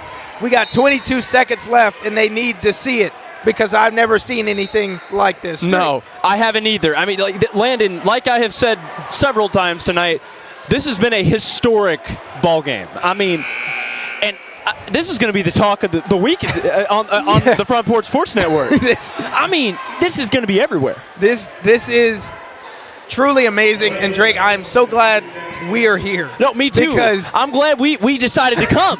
I am so glad we did not miss this. This is amazing. Alasia Harrison is at the free throw line right now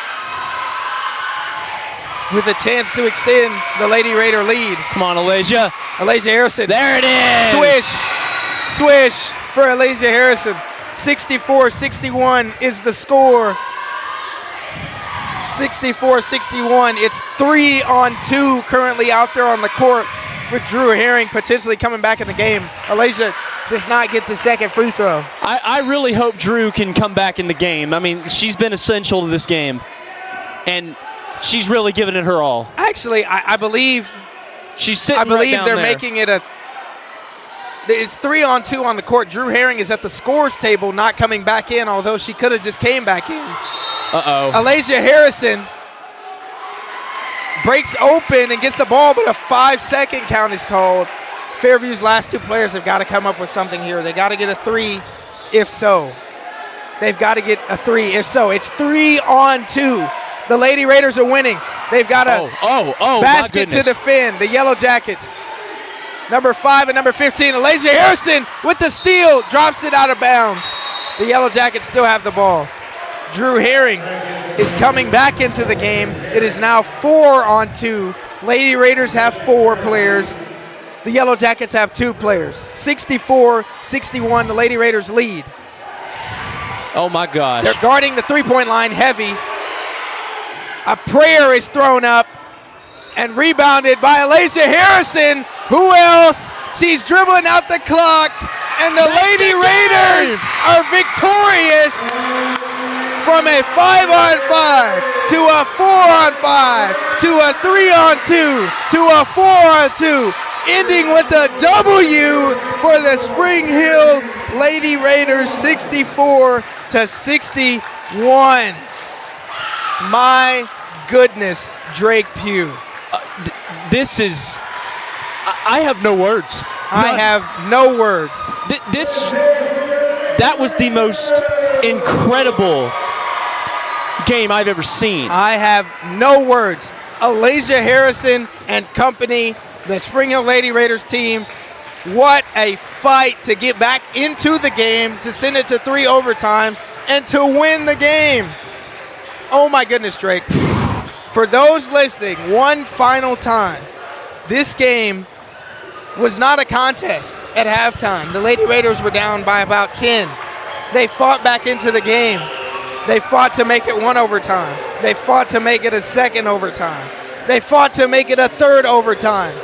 This went from a 5-on-5 to a 4-on-5 to a 3-on-2 to a 4-on-2 due to foul trouble in the game and players fouling out.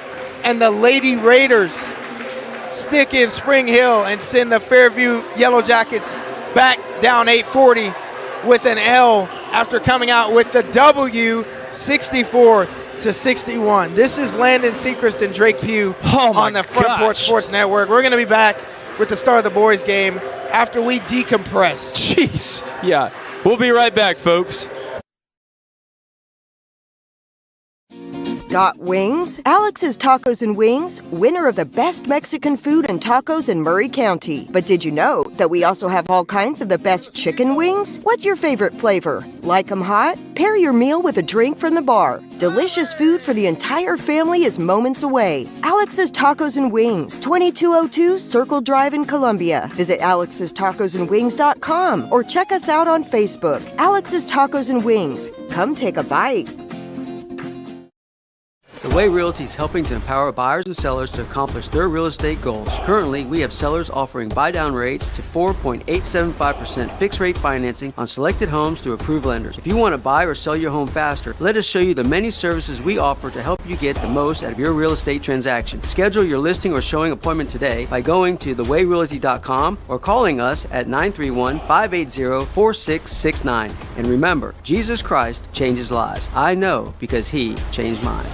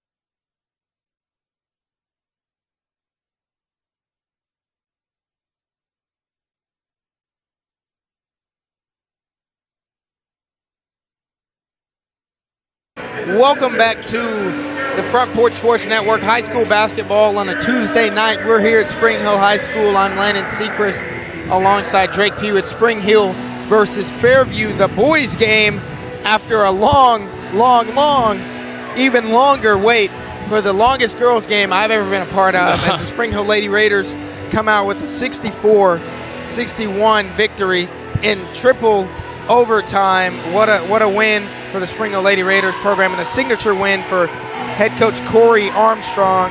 And the boys, it's their time to shine. Javen Cecil will jump.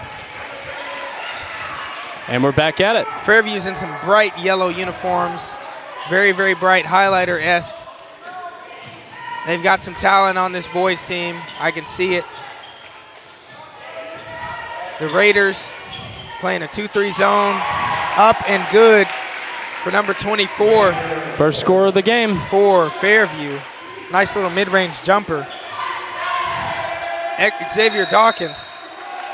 Jump ball. I believe that was Lander Hurd with the jump shot. Lander Hurd. At least that's what I can tell his name is by the scorebook. If not, he will be referred to as number 24. But either way, he scored the first basket of the game for Fairview. The Raiders are on offense. They got the three-headed monster with Jalen Knight, Xavier Dawkins, and Ashton Hoffman, who is our recent player of the week, Ashton Hoffman. Very talented shooter, senior leader for the Spring Hill Raiders. Then they got Javen Cecil and Noah Huffman out there. Man. Xavier Dawkins has got it in the lane, goes up, and is fouled. Yeah, I think a lot of people in the gym here, Drake, are still trying to decompress from the girls' game. I can tell you I am. I'm over here rubbing my forehead because I'm over here I still can't believe what happened. Yeah, it's a lot to take in. I'm sure the boys were just, ready to get on the court. No, I looked over several times. When we went to that third overtime, I saw all the boys with their hands on their head like, oh, my gosh. Because I know they'd been waiting. Yeah, they have been waiting. Xavier Dawkins, one of two free throws. Raiders' first points of the night belong to XD. XD is called for a foul on the other end of the court. And ladies and gentlemen, I'd like to take a short moment real quick to thank some of our big sponsors that are on the screen here with us always, Prime and Pint of Columbia and the Ron Hart Foundation.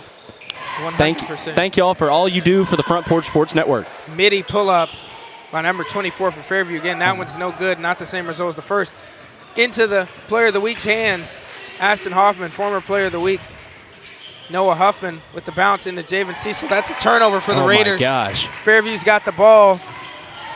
Number 5, Jax McCoy running the show with some highlighter shoes on, which is very interesting. Number 34, Bryce Parker with the bucket.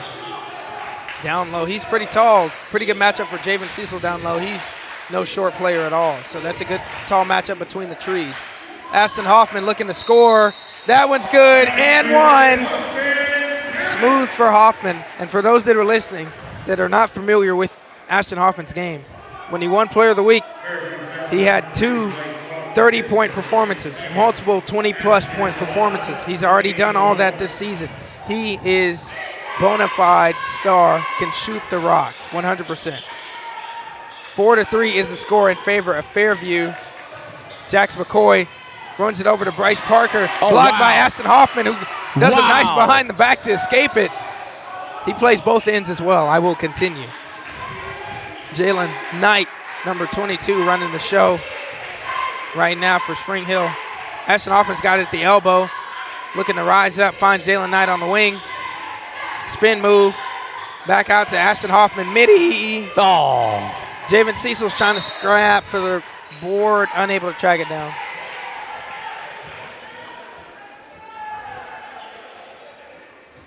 Fairview in the highlighter uniforms. The visitors from 840, the far side of 840. Javen Cecil in the lane. Raiders are off and running. Noah Huffman's got the ball. Jalen Knight's got it up top.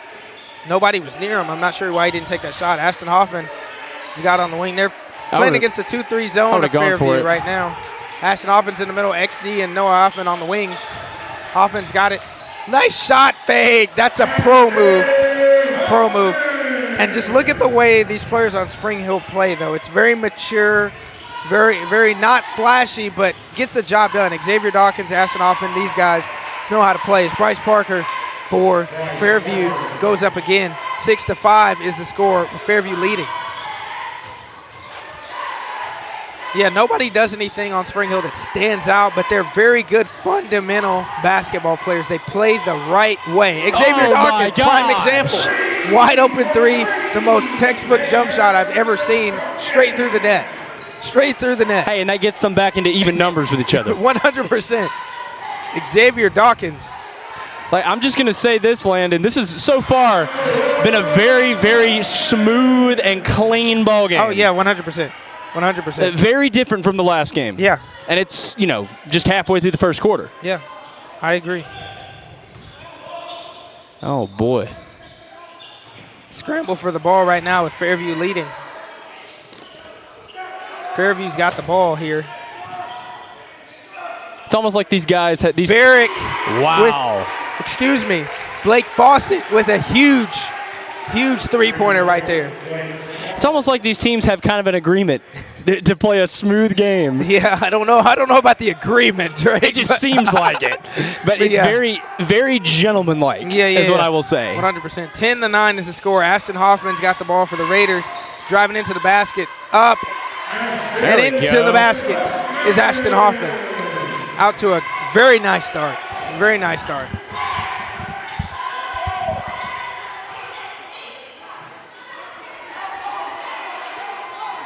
The Raiders scrambling on defense. Facing a talented team that can shoot it from the three, evidently. Uh-oh. The Raiders, talented group. And I will mention, I'm an alumni of Spring Hill High School, graduated in 2021, played for head coach Jimmy Young as well. I was the point guard. I'm not one that's going to hype myself up and say I was a McDonald's All-American type player, because I was not. But I was point guard, pass first type player, defensive player for those that watch me play. Had some scoring games, but was not an Ashton Hoffman or Xavier Dawkins type player at all. Landon, you've got one on me. I played for a rec league 20 years ago. I can't even remember what position I played. Ashton Hoffman into the basket again. He's on a roll here. He's on a roll. This might be one of those 30-point games, Drake, that he's had already. I mean, we're just halfway through the first quarter, and it's already a much higher scoring game than what the girls' one was at this point. Oh, 100%. 100%. 14-9 is the score with the Raiders leading. Ashton Hoffman at the free throw line. Cash, 15-9. Raiders up. But, yeah, I played for the Spring Hill Raiders as well, so I kind of know some of the scheme that they do out there on the court, the style of play, all of those things. Played with some talented guys. Enjoyed my experience putting on the maroon and white for sure. Fairview's got some reinforcements into the game. Number 30, number 21 handling the ball. Jax McCoy still into the game.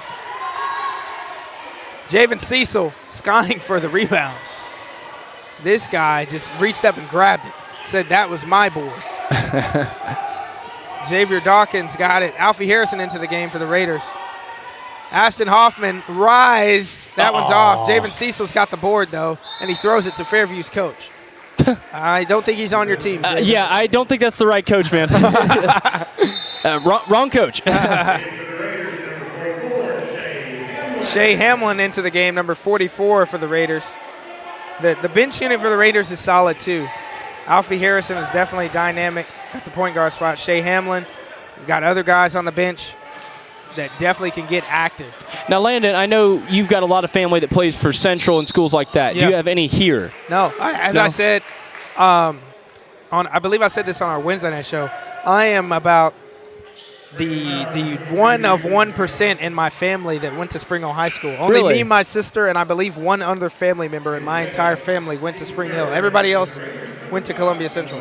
So, no, I don't have anybody that's family that's on. Wow. Yeah. Because you were originally going to go to Central at one time, weren't Well, you? technically I live in Columbia. Yeah, so I mean, it would make sense. But technically, this school is in Columbia. We're technically in the Drake, you're starting a debate that we will not be able to finish. We're going down a rabbit hole. But yeah, this game between Murray County Public School team and a Williamson County team, like we talked about in the girls' game, a little bit of a rivalry, 100%. There we go. Bryce Parker gets another bucket. Number 34, the tallest man on the court currently for Fairview, makes it 15-11 with the Raiders still leading. Alfie Harrison, point guard for the Raiders. Shea Hamlin out top. XD. Uh-oh. Alfie Harrison gets blocked. Oh, my goodness. Ashton Hoffman takes it off the dribble, goes up, is rim stuffed, but he gets his own board. He goes up again and is challenged by the Statue of Liberty. That is number 34, Bryce Parker. How tall is that kid? Pretty tall. I mean, do you think he's yeah, he's at least 6 feet. Oh, he's over 6 foot. Javen Cecil is probably about 6'3", 6'4". Yeah, he's taller than me. At least, I don't know the exact height, and he's taller than Javen Cecil. So, yeah, he's I'm 6'2", so I mean, he's definitely taller than me. I am not and I am not past the 6 foot marker. So. Hey, but you were a darn good ball player. You don't have to be tall to be a good ball player. Number 24 scores for Fairview through the lane. 15-13 is the score.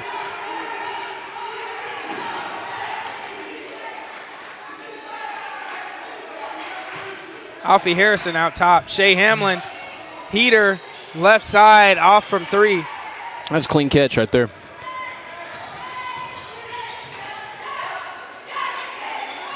Fairview's really passing it around. It looks like they're trying to shoot some threes. Midi from Bryce Parker. Jax McCoy with the 3. That one's off. Ashton Hoffman's got the ball. He's had a great first quarter. Great first quarter. Shea Hamlin's got it in the corner. Facing this zone defense for Fairview. Looks like it's a bit of a 1-3-1, 2-3 type alternating. Ashton Hoffman pretty much double team. Great pass to Noah Huffman, who adjusts in the air like he's Dr. J, but unable to finish. That was so close. Ashton Hoffman's got the ball. 7.7 on the clock with the first quarter pretty much coming to a close. A little bit more seconds left in this. Spring Hill maybe gets one more possession out of it. Spring Hill's got the ball. Ashton Hoffman's got it under the basket. He's got to turn and face. He's got to turn and face. Noah Huffman's got to shoot it. Lets it go. Noah Huffman for 3. Spring Hill up 18-13 at the end of the first quarter here at Spring Hill High School. This is the Front Porch Sports Network. I'm Landon Sechrist. This broadcast is powered by CPWS Internet.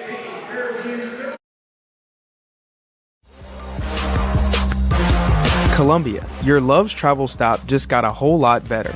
We've modernized our space at 1624 Bear Creek Pike at exit 46 to bring you more of what you want with fuel discounts, additional food offerings, and everything you need to hit the road with ease. Come say hi at the remodeled Love's in Columbia. We thank you for allowing us to be a part of your community. Safe travels. Discover Prime and Pint in downtown Columbia, where great food meets great company. Join us for weekly specials. Tuesday is Texas Tuesday, with a rotating menu that gives back to local causes. Wednesday is half-off burgers and pints all day long. And on Thursday, don't miss our prime rib dinner carved fresh by our chef. Make your night memorable at Prime and Pint, 105 East 6th Street, Columbia. Prime and Pint Butchery and Public House. Welcome back to Spring Hill High School. Tuesday night basketball here on the Front Porch Sports Network. Spring Hill versus Fairview boys. Game, I will say, not living up to the hype of the girls' game because I don't know what can achieve that type I don't of think hype. anything can achieve It's that. 18-13, and the Spring Hill boys are up. Ty Kennedy into the game for the Spring Hill Raiders off the bench. Number 4, Jax McCoy for Fairview launching a midi, and that one's off. Spring Hill with a good defensive stop here to start the second quarter. The 5 for the Raiders is Tyke Kennedy, Alfie Harrison, Xavier Dawkins, Ashton Hoffman, and Noah Huffman out there on the court. Pretty much all 5 guards. I'll give Ashton Hoffman a big guard. I'm sure you'd appreciate that if he listens back to this. He's a big guard. Alfie Harrison out top. Tyke Kennedy. Ashton Hoffman in the short corner, sizing him up like he's Carmelo. Oh, my goodness, that was nearly a highlight play. That was nearly a highlight play. Number 33 for Fairview. Kicking it out. Jax McCoy's got it. 3 from number 24 is off. Several Raiders just tried to rebound it, and they clearly tipped it out of bounds, but it's the Raiders' ball. I'm not sure how that's possible, but the Raiders have the ball. I think the referees just missed that one. So they're probably tired. Yeah. After what we just had earlier. Yeah, that's pretty interesting. Great pass by Noah Huffman. Bounce under to Alfie Harrison, who steps out of bounds on the baseline. Great player. And, I want to shout Noah Huffman out as well because he's a very talented football player as well. He caught several touchdowns on our broadcast when we were up here broadcasting Spring Hill games. Multi-sport athlete from what I understand. So Fairview trying to enforce their will in the middle. Number 24 up and over. Gets the layup to go. 18-16 is the score. 18-17 it should be. 18-15. 18-15 is the score. 18-15. Xavier Dawkins lining it up. That one's cash. XD 4-3. Most fundamental jumper I've ever seen in my life. No kidding. And that was a clean 3 too. Flying around. Number 24 has got the most automatic mid-range I've ever seen in my life as well. For Fairview, lighting it up. He's wearing some rec specs, I believe. Some goggles out there. He looks like he's Kareem Abdul-Jabbar, and he's scoring like he is him as well. Alfie Harrison into the game. Tyke Kennedy lets a 3 go. Oh! He can shoot it, ladies and gentlemen. That went in. He can shoot it. It just came out. He can shoot it. Number 24's got the ball for Fairview. Finds 33.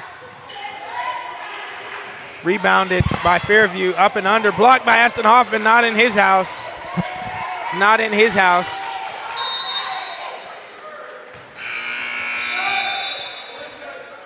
Javen Cecil and Jalen Knight back into the game for the Spring Hill Raiders.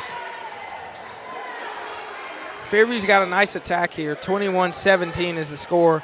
The tall tree is back into the game, but so is Spring Hill's Javen Cecil.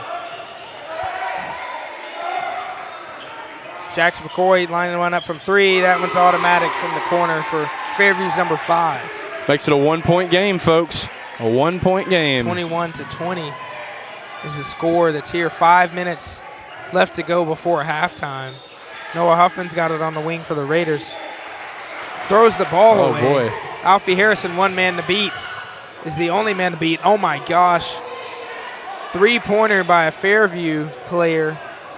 Nearly didn't catch anything on the rim, but an awkward rebound. Alfie Harrison's got it. Tyke Kennedy's got it. Jalen Knight looks for Javen Cecil in the middle. That's easy. He can pretty much just stand up and lay it in the rim. Good job, Javen. Good job, Javen Cecil. Big man, defensive player, Chet Holmgren type player on the defensive end, but can score some buckets as well. 23-20 is the score here. Everett Cahill into the game for Alfie Harrison. Number 14 for the Raiders in the game. Tyke Kennedy, Everett Cahill, Javen Cecil, Jalen Knight, Noah Huffman out there for the Raiders.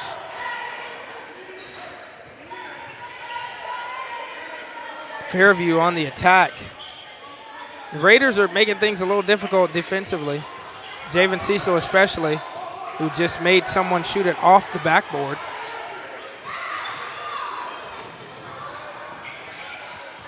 Javen Cecil contests another shot and made someone airball. Everett Cahill putting the moves on someone with a spin move. Picks up his dribble, finds Cecil, Oh, my God. Cecil looks for Jalen Knight. Jalen Knight slicing and dicing and loses the ball out of bounds. It's going to stay with the Raiders, though. That was some smooth playing right there. You've been hit by a smooth player. Jalen Knight. Not a smooth nice criminal. one from three. That one goes in and out. Rebounded by Noah Huffman. Ty Kennedy lets one go off the board. That one's off as well. 2 3-point attempts for Spring Hill. No points, though.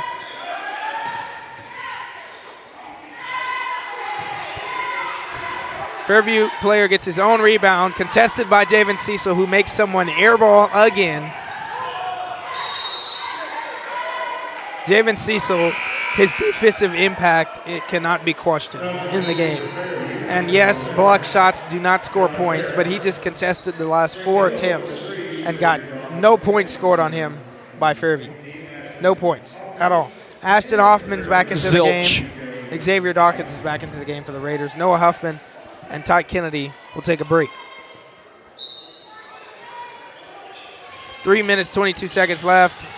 Xavier Dawkins with a dish from Ashton Hoffman. Great assist right there. XD with a nice layup. XD contested pass. Javen Cecil again with the block. Javen Cecil has not been scored on in 5 attempts, ladies and gentlemen. Jalen Knight got caught up in a little bit of a foul there. He's now got 3 fouls in this game. And 5 gets you out, doesn't it? Yeah, so he's got to sit down. He's way too valuable to this team to be fouled out. So this early in the game. He's going to have to take a break for a minute. Noah Huffman will come back into the game for the Spring Hill Raiders. Coached by Jimmy Young, who is my coach. I believe he said on our show this is his 29th year of coaching. Wow. Extremely tenured. Assistant coaches Keelan Blanks and Dustin Skelly, 2 former superstar Spring Hill Raider players who played in the 2010s. Wow. Fairview, number 1, bank shot off the glass. Making it another 1-point game. Another one, TJ Bryce. Wait, do we have 25 points? 25-22 is the score. I missed that. Spring Hill. My bad, folks. Leading. Everett Cahill turns it over, dribbles off his foot. Coach Young is not pleased. That's a 3-point game then. I remember that look that he just gave, especially the fact that Fairview has tied this game off of that turnover, 25-25. They just hit a 3. Coach Young is probably not going to be pleased. No. We're going to keep it here 30 seconds. I'm going to talk about that a little bit. I remember, I was point guard, so I have a fair share of my turnovers and miscues and stuff, and I remember, I might immediately get taken out if I commit a turnover like that. And he's going to say some words to you. Oh, yeah. Because that's a part of coaching. He's going to take you out and maybe put you back in. He might not, but that's inexcusable. He does not like those types of turnovers, and he shouldn't like those type of turnovers, especially when they lead the points on the other end. So I completely understand that being a point guard on the Raiders team. I had my fair share of miscues. It happens. It's a part of the game. It's all part of it. It is a part of the game. The Raiders are back in control. 2 minutes, 26 seconds left before halftime. 25-25. Alfie Harrison's back in to be point guard for the team right now. Fairview's full court pressing. Alfie's got the ball up top. Noah Huffman's got it on the left wing. Javen Cecil called for 3 seconds in the key. That's a turnover. As I said, Coach Young is not going to be pleased with that sequence. A live ball turnover leading to a 3-pointer. Next offensive possession leading to a turnover. And then if they score on this side on Fairview, as they are looking to do right now, looking for number 24 in the middle, then Coach Young might explode. He might explode. Number 3, who just hit the 3, is launching another one. That one does not fall, rebounded by Xavier Dawkins. Noah Huffman looked like he was catching a slant out there in the Raiders football offense, but he stepped out of bounds. So another turnover for the Raiders. Yeah. Another turnover. So that's not good. The Raiders have got to get some type of momentum right now. Ashton Hoffman had a great start to this game. He's been a little quiet. I look for the Raiders to look for him. He's reliable. He's shown so far in this game. So Number 3, Fairview. They're moving the ball around. Javen Cecil has been scored on, finally. Number 1 for Fairview with a nice little floater. TJ Bryce with a nice floater. Spring Hill with another live ball turnover.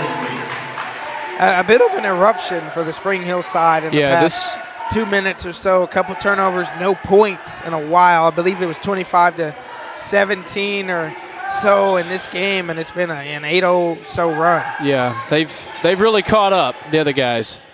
Fairview launches the threes. Looks like that'll be Raider ball off the missed three-point jumper from number 3, Blake Fawcett.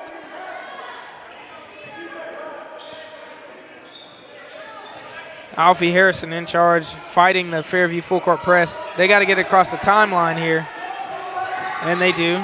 Alfie Harrison's got it, 1 minute left before halftime. 27-25, Fairview leads. Xavier Dawkins catching and sweeping. Uh-oh. Looks like he's fouled on the way to the basket. Not a shooting foul, though. Foul was on the floor. Foul is on the floor. Ashton Hoffman is inbounding the ball. Alfred Harrison is in control of the offense.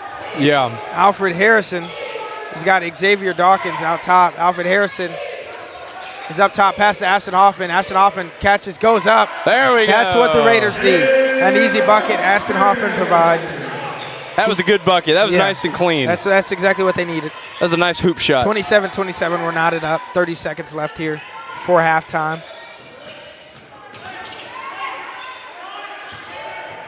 Knocked out of the hands by Alfie Harrison. There we go. Xavier Dawkins has got it with 20 seconds left.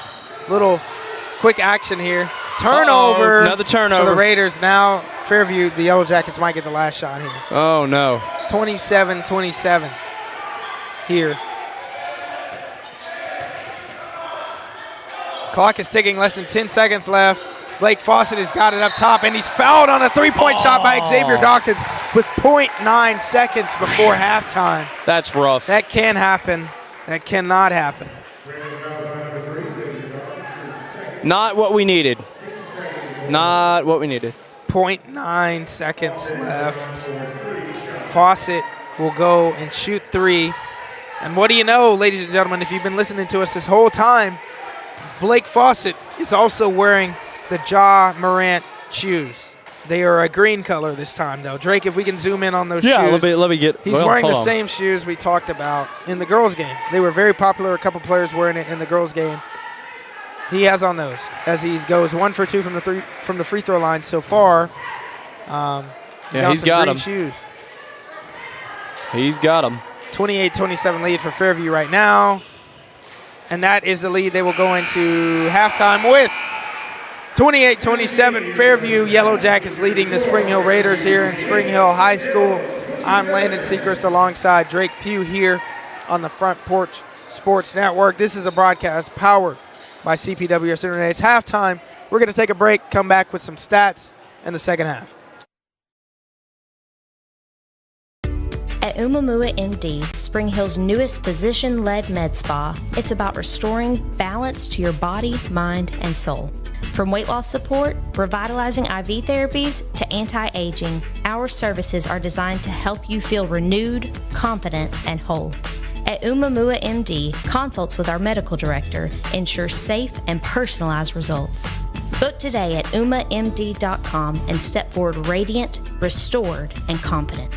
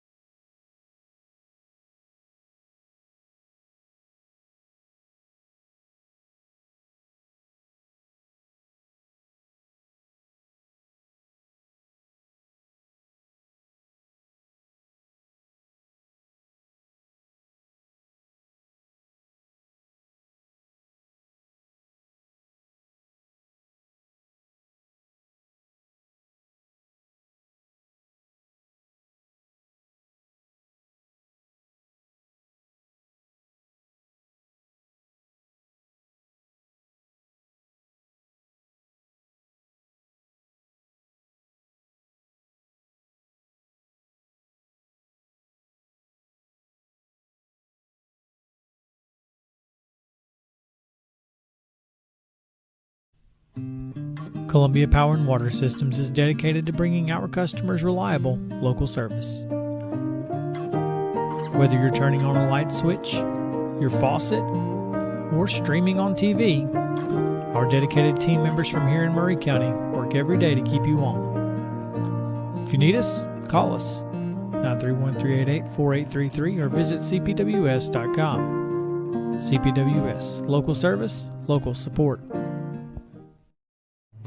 Hello, this is Rick Tillis from Tillis Jewelry. What is a full-service jeweler? Experienced staff, custom designers, in-house jewelry repairs, and beautiful jewelry. Yes, at Tillis Jewelry, we are passionate, knowledgeable, and committed to integrity. We strive to be the best in our community and in our profession. We build long-term relationships and become part of family traditions that will cross generations. We delight clients by providing an unparalleled selection, superior service, and exceptional value. Tillis Jewelry, we exceed your expectations. Columbia Foodland is a locally owned and operated family grocery store with a full line of dry, dairy, frozen, meat, and produce items. We focus on keeping the freshest hand-cut meat and produce items daily with the most competitive prices in town. We offer weekly ad specials as well as in-store weekly specials throughout the store. Located at 427 West 7th Street in Columbia in the former Harris Foodland location. Columbia Foodland. We're here and ready to serve the wonderful people of Columbia and the surrounding areas.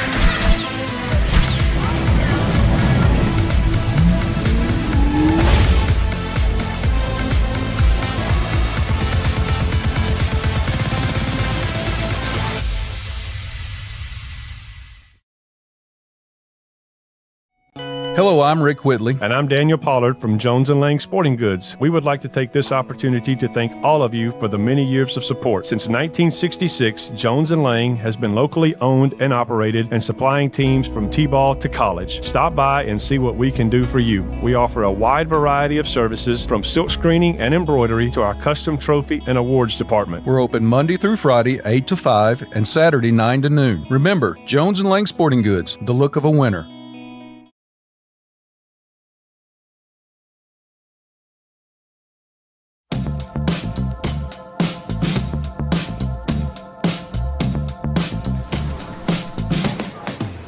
Do you wanna be a bad man?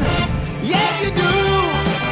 Do you wanna taste sweet salvation underneath the summer moon? Do you need another hand now? Yes, you do. Go see Miss Josie down on Columbus Avenue. All right, Columbus Avenue.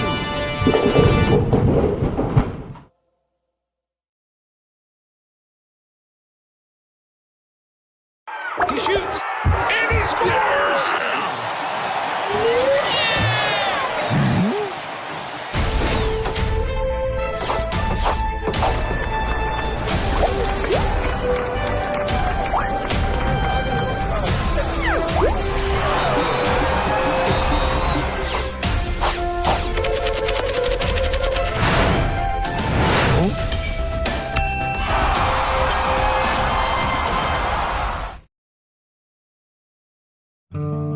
Hi, I'm Matt Perales, manager of Murray County Equipment. We help you with all your agriculture and construction equipment needs. We carry a full line of New Holland tractors from compacts to high horsepower. We have a full line of Gravely mowing equipment. We also have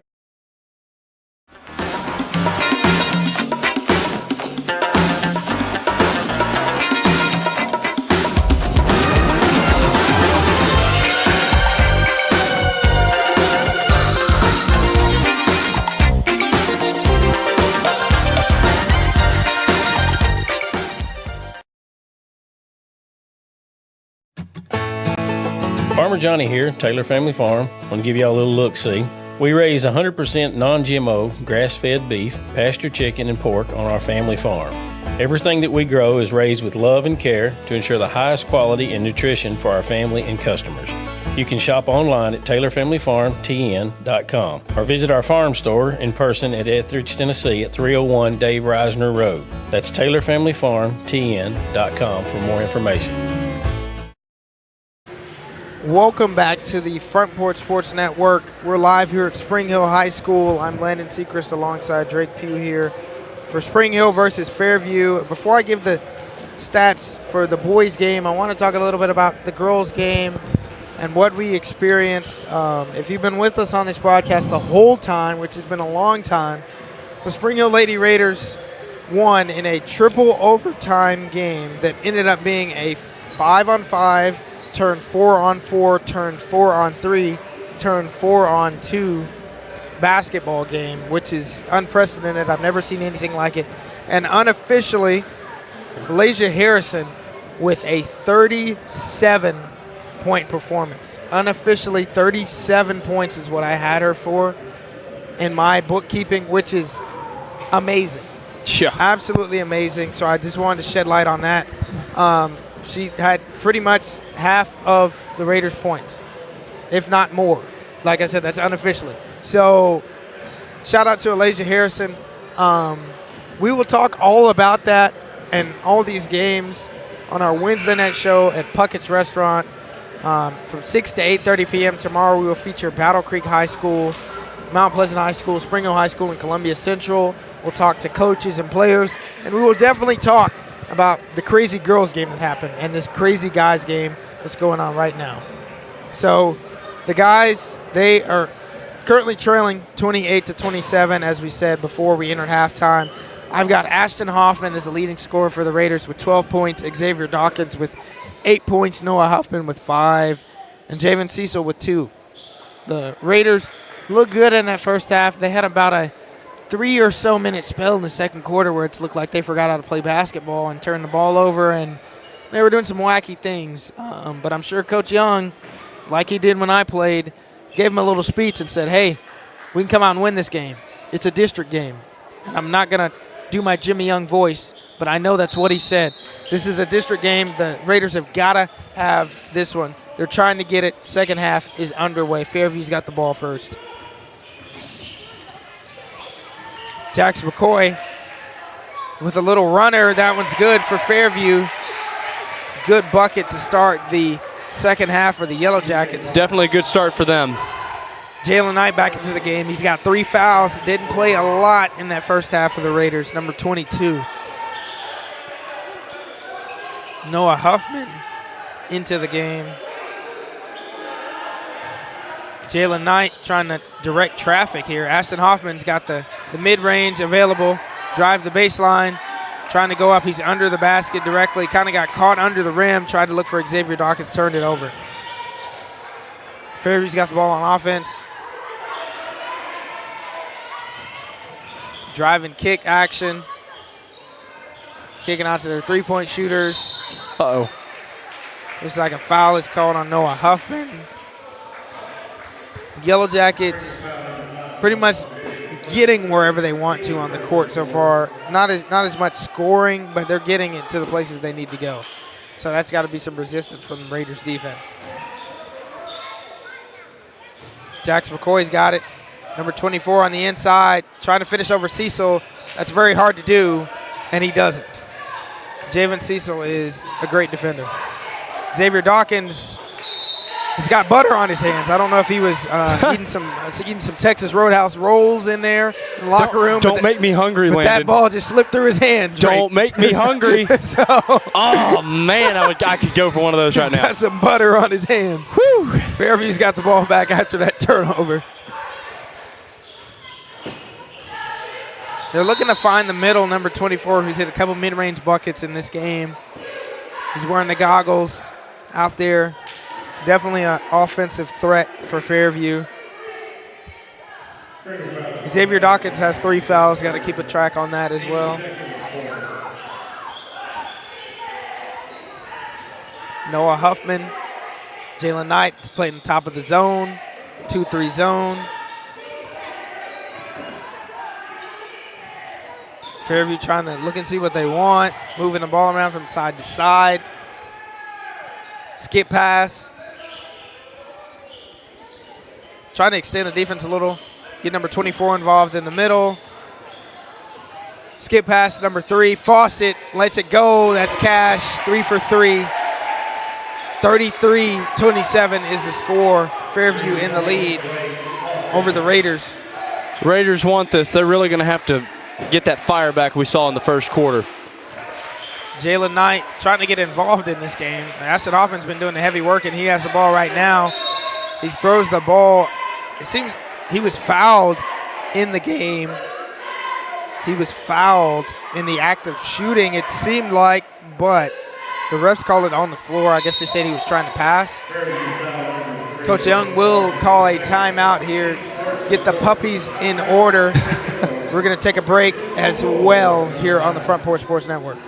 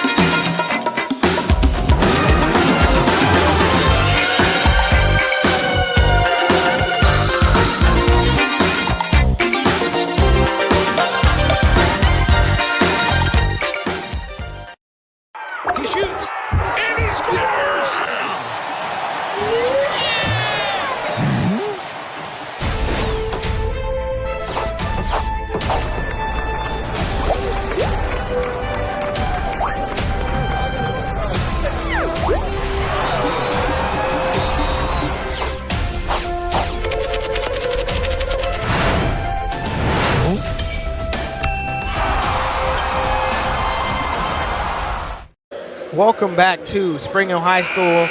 We're still here. We've been here for a while. It's the third quarter of the boys game. Raiders trailing 33-27 against Fairview. I'm Landon Sickers alongside Drake Pugh here. Raiders have got to get some offensive momentum to try and get back into this game. I agree, Landon. Javen Cecil's got it. He goes up and he misses the chippy, gets his own board, throws it out to Noah Huffman. He's trying to set up for a three. Is corralled by several defenders. Jalen Knight finds Ashton Hoffman on the skip pass. Hoffman with the Hakeem the Dream drop step. Javen Cecil's got the board. Clean up, aisle 32, he's there. Javen Cecil. I think it's disrespectful to call him the janitor, but he cleaned up right there. So he did clean up. Javen Cecil, good job. Great job. Right we just don't need to make that nickname a habit. Yeah, no. It's definitely not a nickname. No. Just saying he was cleaning up right there. Because he did. Several easy misses for the Raiders. Clean up aisle 32, you're right. And for those curious, we have been here a long time. We've been on air for exactly 3 hours and 41 minutes. Whoa, that was a shot. Jax McCoy laces one from the corner. Fairview could shoot it. They've shown it in this game so far. Spring Hill's got to guard that three-point line. 36-29 is the score with the Raiders trailing. Hey, stranger things have happened tonight. Oh, yeah, you know. The Raiders could easily come back. I mean, if what happened earlier could happen, the Raiders could easily still win this. Oh, my goodness. If you know, you know. Yes. we don't need to say it. If you know, you know. Yeah, shout out to everyone who's been with us this entire broadcast, though. You are a trooper. It is folks like you that keep us going. Yeah, 100%. Fairview getting an easy bucket opportunity, and he misses. Wow. With Javen Cecil contesting him. Jalen Knight dribbling down the court, looking to get involved in this game. Not really involved so far. Ashton Hoffman launches one from three. That's usually green. There we go. And it is Ashton. Turns it to a 4-point game. Huge shot by Ashton Hoffman there. Rebounded by Javen Cecil. Jalen Knight is on the prowl. Noah Huffman lining one up, takes a courtesy dribble. Ashton Hoffman's on his way down 31 to the rack. Smooth left-handed lay. That's what we like to see, Landon. 36-34. Ashton Hoffman's bringing the Raiders back into the game. That is what we like to see. 5 quick points. Fairview really not in a huge hurry when they're on offense. They get in several passes. It's almost like everybody touches the ball. And they're really good at their maneuvers, too. Yeah, it's almost like they have a quota that they have to meet with passes. And maybe their coach has some kind of conditioning for them. You never know. They just move it. They move it. They like to move it, as some would say. 100%. Number 24 with another automatic mid-range jumper extends the lead for Fairview. Ashton Hoffman bringing it up for the Raiders. 2 minutes, 50 seconds left in the third quarter here. Ashton Hoffman's got in the mid-range, shot fakes, puts the ball low, and he's fouled by a host of Yellow Jackets, it seems like. It seems like. As we said during the break, make sure to come out to Puckett's Restaurant tomorrow night. Myself, Lou Maddox, Drake Pugh, Peyton Calvert, the crew, we're always there on Wednesday nights talking to the players and coaches in the area. Tomorrow we'll have Spring Hill High School, Battle Creek, Mount Pleasant, and Columbia Central. Jalen Knight from the 3 participating in this game. It's a 1-point game now, Landon. 1-point game. Big shot by Jalen Knight. 1-point game. Big shot by Jalen Knight. Yeah. I believe that's his first points of the game as well. Folks, we always have a great time at Puckett's. There's great food, great fellowship, and just, great sports talk. Ashton Hoffman's got a lane. Is he going to push it through? No, he's not, but he's going to get 2 either way. Ashton Hoffman got the steal, takes the lead 39-38. Spring Hill in the lead. 30-second timeout. We're going to keep it here. Drake, Ashton Hoffman is a great player. He is a great player. I mean, and like I just said a minute ago, they were down by, how much were they down by? 7 points earlier? And look, here we are, winning by 1. And that was not even 5-10 minutes ago. Well, Ashton Hoffman has 7 points in like the past minute and a half or so, 2 minutes of the game. So, yeah. I mean, it's just great stuff here, Landon. Great stuff. 100%. Yeah, I think the Raiders, obviously, you got to want to battle after you saw your girls' team out there, and they were just battling until the very, very end. They got to be inspired by that, you would think. And, I saw one of the girl team players like over there a minute ago with the student section, but most of them are gone, and I don't blame them. Yeah. I mean, I imagine they are home and in bed. Yeah. I certainly would be after a game like that. Go home and get some good rest, and then come back to school tomorrow feeling great. Oh, yeah, champions, 100%. Yeah. I mean, because that was championship-level stuff. Raiders on defense here. Fairview trying to stop the run by Spring Hill, or the solo run by Ashton Hoffman, and a 3 from Jalen Knight.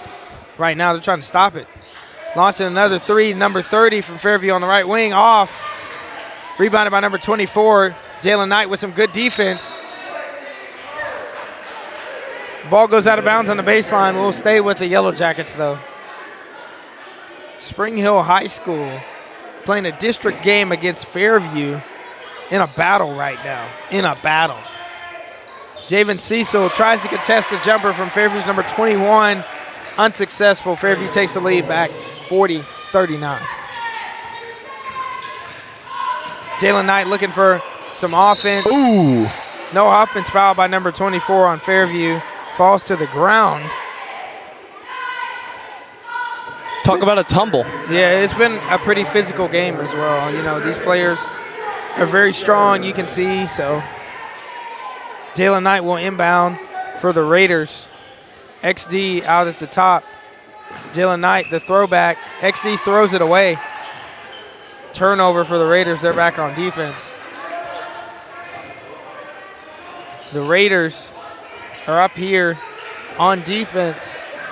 Facing the Yellow Jackets, number 24 launches a 3. We've only seen him shoot middies so far, and that one's off. Rebounded by Ashton Hoffman, who is fouled. 1 minute, 13 seconds left here. 40-39 at Spring Hill High School in the gymnasium with no name. We are just here, we're existing on the campus of Spring Hill High School. Sitting where once were bleachers. Yeah, you're exactly right. Great renovations to the Spring Hill High School gym here. Great pass by Noah Huffman. Great shot, looks like, by Xavier Dawkins. And he uses the bank. Truist Chase, First Farmers Regions. Xavier uses your services. The bank is open, 41-40. Spring Hill Raiders in the lead. Fairview with the clock ticking, 30 seconds or so left here in the third quarter. Trying to get a good quality shot before the quarter ends. Number 21 launches a three, rebounded by 24. Wow. Out to number 5. Number 24's got it back out on the wing, launches the three. That one's green. He can shoot the three, too. He's a very well-rounded player, number 24 of Fairview. The goggles. Very good. Ashton Hoffman's got the ball as the Raiders are got the clock ticking. 7.8 left in the third quarter. We have got free throws coming for Ashton Hoffman as the Raiders are in the bonus. Yep. So a chance to tie the game here headed into the fourth. 7.8 seconds left. 7.8 seconds left here. Ashton Hoffman at the free throw line. First one is up. First one is good.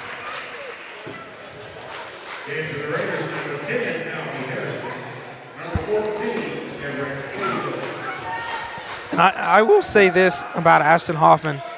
As an alumni, you know, I communicate with some of the players that still are on the team and have played in the past. And Ashton Hoffman told me he has a mission that he wants to keep Spring Hill on the map. And he's doing a great job of that so far because a lot of people in the area are starting to learn Ashton Hoffman's name and see that he's a great player. And he told me that, and I'm very proud of everything he's doing. I know he's making a name for himself, has nothing to do with me, association with me, or the Front Porch Sports Network. He is handling business out on the court. That's the most important thing. He's doing a good job. 100%. He's really doing a good job. 1.6 seconds left, Landon. The Raiders have one more possession with 1.6 on the clock. Let's get a goal, boys. Let's get a goal. Ashton Hoffman might be the person to aim about it, too. Shoot a three. Oh, it's stolen by Fairview on the inbound, and the three is taken, but it's an air ball. Fourth quarter on the way. Fairview up 43-42. Headed into the final quarter of action here from Spring Hill High School. I'm Landon Seacrest alongside Drake Pugh here on the Front Porch Sports Network, powered by CPWS Internet. Columbia Power and Water Systems is dedicated to bringing our customers reliable local service. Whether you're turning on a light switch, your faucet, or streaming on TV, our dedicated team members from here in Murray County work every day to keep you on. If you need us, call us 931-388-4833 or visit cpws.com. CPWS, local service, local support. Hi, I'm Matt Perales, manager of Murray County Equipment. We help you with all your agriculture and construction equipment needs. We carry a full line of New Holland tractors from compacts to high horsepower. We have a full line of Gravely mowing equipment. We also have New Holland construction equipment, attachments, and accessories for your tractors and a complete parts department. We are locally owned and operated. Come see us at 1075 North James Campbell Boulevard or learn about us on Facebook or contact us at 931-490-8183. Welcome back to Spring Hill High School. We've entered the final quarter of play for the boys matchup. Spring Hill versus Fairview. Murray County versus Williamson County. Raiders versus Yellow Jackets. Fairview in the lead, 43-42. Well, and Landon, you definitely can say this is the nightcap right here. Oh, yeah. No kidding. I mean, it is 9:39 p.m. This is probably the latest we've been in one of these. Well, yeah, the latest to still be broadcasting the game at this point. Yeah. 100%. Yeah. I'd say aside from that Battle Creek football game we had, throwback. Yeah, lights turning off. Yeah, right around Halloween. Xavier Dawkins trying to get the play drawn up for him. Cross court to Jalen Knight. Launches a three. That one's off. Ref calls a foul on Fairview. Possession will stay with the Raiders. Ashton Hoffman will inbound for the Raiders. He'll step in. He'll pass to Javen Cecil, who seemingly wasn't ready for the pass. Jump ball will give the possession to Fairview. Great look by Hoffman there. Cecil's just got to go up instantly. He's the tallest player on the court currently, and he's just got to take that one up. He's standing right at the basket. 2-3 zone, 2-1-2 zone look for the Raiders. Fairview in no rush, as I said before, in their offense. Not in a hurry at all, looking to get what they want. Got a lot of different players. 21 will launch a three. Rebounded by number 33. Drive currently by number 30. Back up. That layup is off. Contested by Javen Cecil. Ashton Hoffman bringing it up the court for the Raiders. Looks at Jalen Knight, who's at the top of the key, number 22.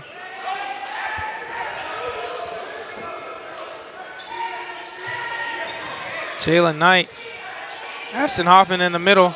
Noah Huffman on the far wing on the broadcast screen. The left wing if you're listening on your radio. Ashton Hoffman's got it in the middle. Jalen Knight turning, looking at the rim. Oh, man. His jumper is off from the mid-range. Empty possession for the Raiders as Fairview's coming back in the other direction.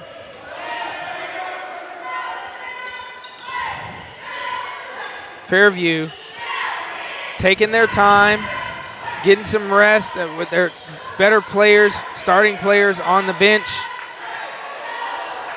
Unable to string together a basket. Right there's number 21's 10-foot jumper is off the mark.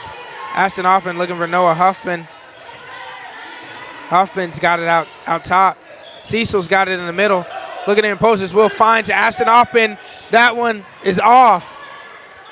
Looks like every shot, just him and Xavier Dawkins shooting, it looks like every shot they shoot is going to go in the basket. Sometimes it doesn't, though. Spring Hill on defense here. Noah Huffman, Ashton Hoffman on one wing, Xavier Dawkins and Jalen Knight on the other, Cecil in the middle.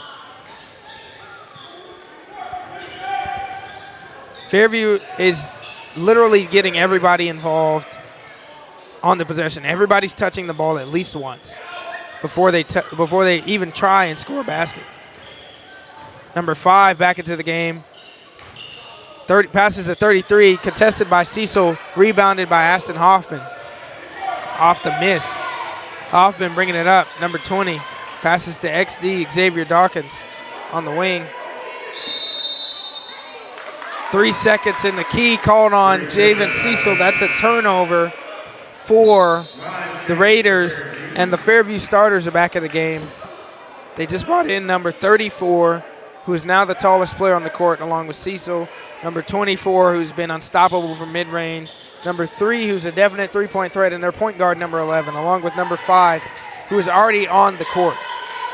So they've got their starters back in for the final 4 minutes and 40 seconds of this game. Spring Hill has their starting group as well.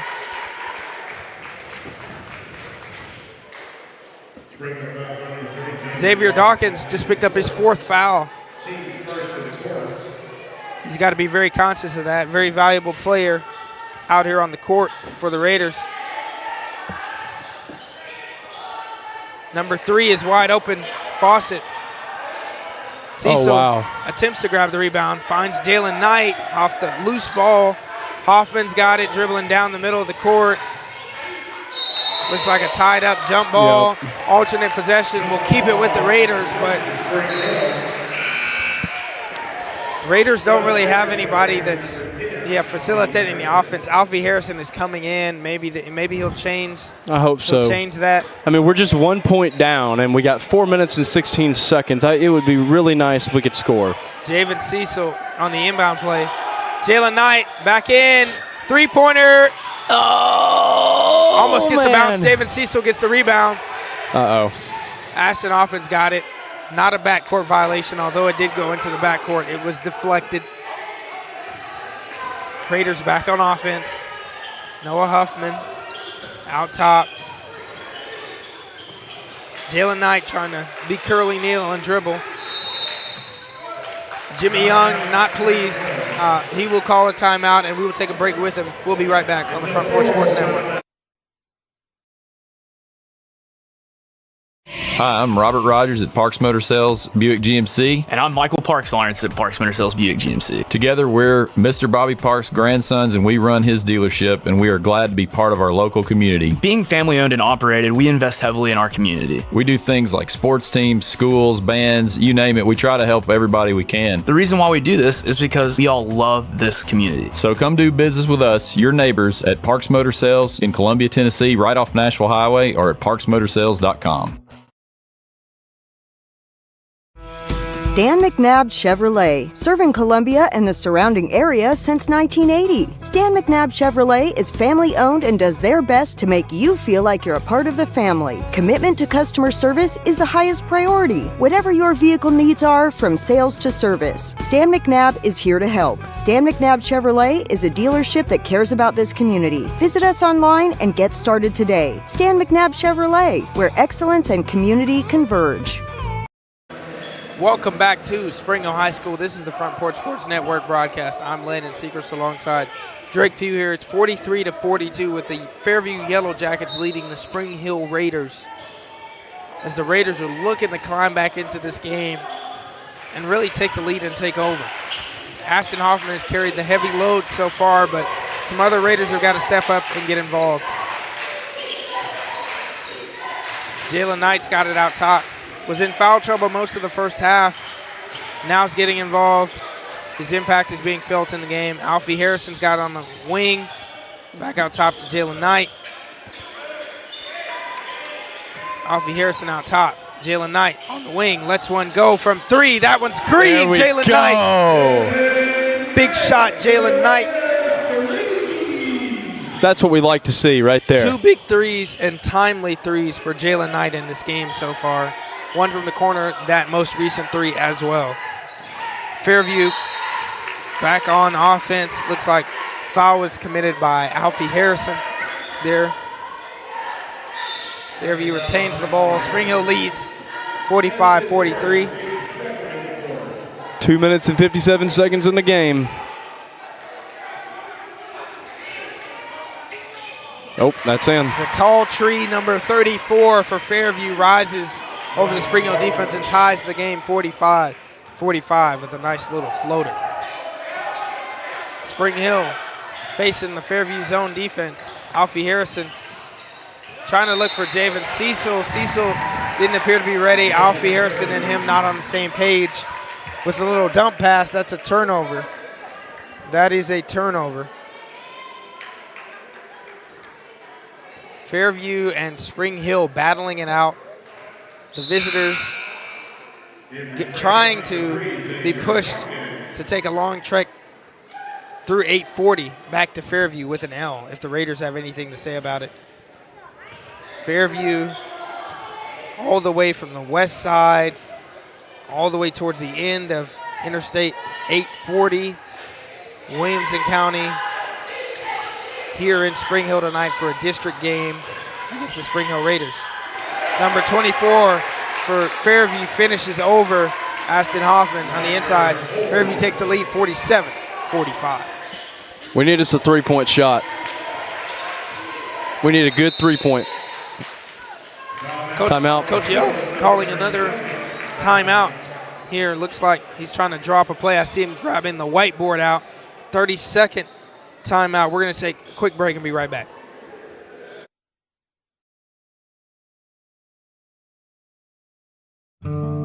Hi, I'm Matt Perales, manager of Murray County Equipment. We help you with all your agriculture and construction equipment needs. We carry a full line of New Holland tractors from compacts to high horsepower. We have a full line of Gravely mowing equipment. We also have New Holland construction equipment, attachments, and accessories for your tractors and a complete parts department. We are locally owned and operated. Come see us at 1075 North James Campbell Boulevard or learn about us on Facebook. Welcome back to Spring Hill High School. The Raiders are trailing Fairview 47-45 here with 2 minutes left in the fourth quarter. Ashton Hoffman, the leading scorer for the Raiders, is corralled by 3 Yellow Jackets and fouled on the inside there. I mean, yeah, if there's anybody you want to stop, if you're Fairview, it's got to be Ashton Hoffman right now. He's got probably close to 20 points in this game by my unofficial stat keeping. Yeah, we got to make the – Noah Huffman with a 3. No. That one Doesn't catch anything. Caught air, not though. even close. Alfie Harrison, primary defender.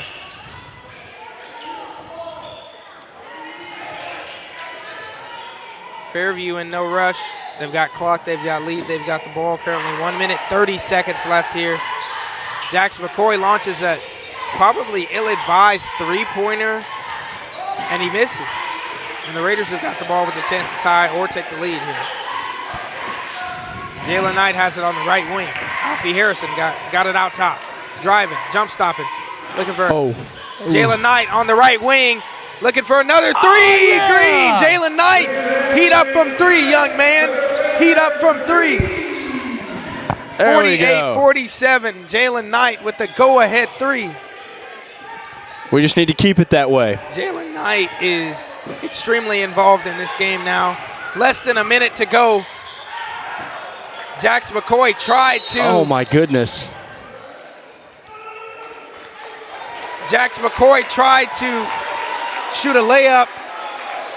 It appears the ball was touched on the cylinder and was called a goaltend on the Raiders, but it appeared to me that it was basket interference on number 34 who touched it instead, but the referees overrode it even though the basket did not go in and said good basket for Fairview. Fairview goes ahead by 1 point with 52 seconds left. It's 49-48 after Fairview's awarded a phantom basket by the referees on an alleged goaltending call. The Raiders have got to come up with a basket here if they want any chances to win. Yeah. Trailing by 1 point here. You got to know situation. You got to know how many timeouts you have. You got to know where you are on the court. Who are the impact players? All of those things are factors. We got 52 seconds left here in the fourth quarter. Do we have any updates from the other games, Landon? I do not have any updates. I'm sure they are long over considering we are here much longer than a normal game. We've been on the air now, folks, for 4 hours and 4 minutes. We will get updates on those games at the Front Porch Sports Radio Hour tomorrow. Tune in 4 to 5 p.m. on your radio or live when we record around 1 p.m. to get updates on all the action that occurred tonight around the county. And we will also talk to all the players and coaches at Puckett's Restaurant 6 p.m. to 8 p.m. tomorrow night and award our Player of the Week. I'm sure we'll have a heavy candidate from this game. But right now, the Raiders are trying to escape with a W. Ashton Hoffman, Alfie Harrison, Noah Hoffman, Xavier Dawkins, Jalen Knight are in the game right now.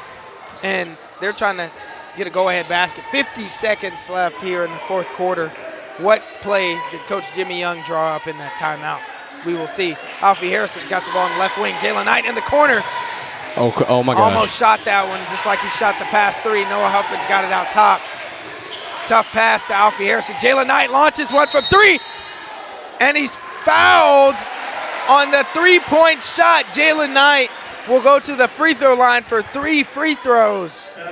He's got to make them count. He's got to make at least 1 to tie, 2 to take the lead, 3 to be comfortable. 3 to be comfortable.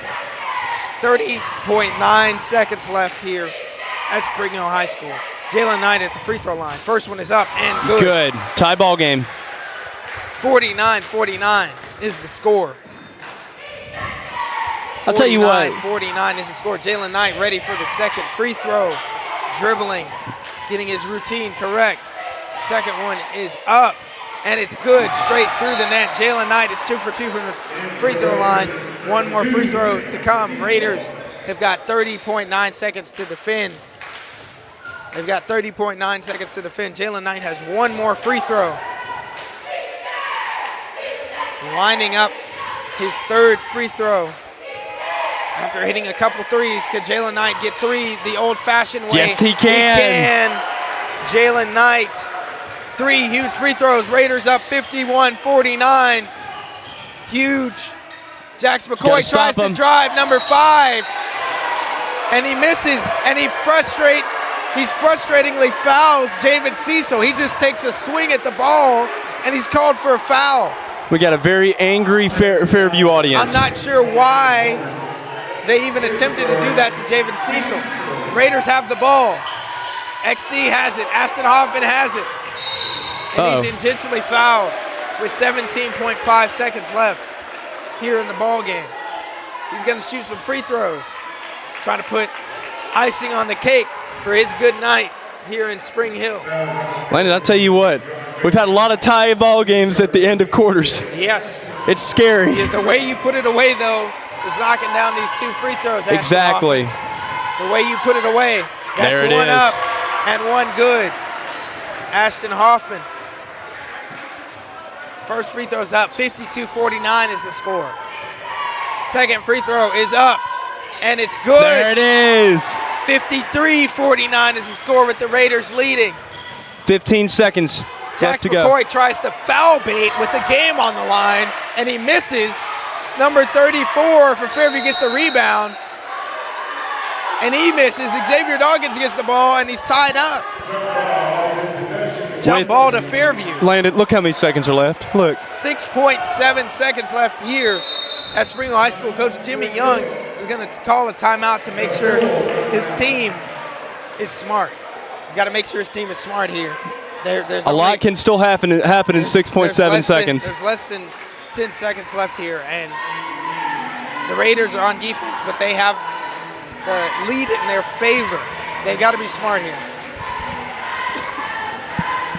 I think that Coach Young is going to be telling the team that you just got to know the situation.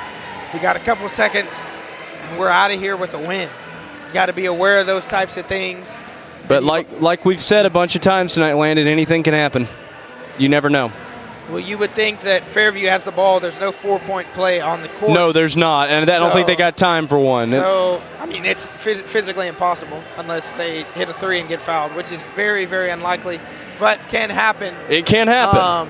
But you got to think that Fairview is going to draw something up here to get a score, and if not, get a quick score and then foul and play the fouling game. I'm not sure how long that can last, though, with only 6.7 seconds left here in the basketball game here at Spring Hill High School. Turn your radio dial up. We've got less than 10 seconds left here in Spring Hill. Raiders can get one last defensive stop, and they can go home very comfortably. Drawing up a play for number 5 in the corner. We'll launch it. That one is off. Rebounded by Ashton Hoffman. There it is. Who else? That's the ball game. And that's the ball game. Ashton Hoffman with the game-sealing rebound. The Raiders escape with a 53-49 district win over the Fairview Yellow Jackets. Ashton Hoffman and company handling business just as the Lady Raiders did in the first game. This has been a Front Porch Sports Network broadcast. I'm Landon Sechrist alongside Drake Pugh here. We thank you if you've been with us the whole ride. This has been a crazy night. Please come out and join us at Puckett's Restaurant tomorrow, 6 p.m. to 8 p.m. Please tune in to the Front Porch Sports Radio Hour with Drake Colley from 4 to 5 p.m. We are going to talk about all of this and more, stuff in the county, stuff in the pros. I just want to say this game is going to be the topic of conversation. These games are going to be the topic of conversation in the county for a very, very long time. So with that, for Landon Sechrist and Drake Pugh, we're signing off from 101.7 WKOM Radio and the Front Porch Sports Network. Good night, everybody.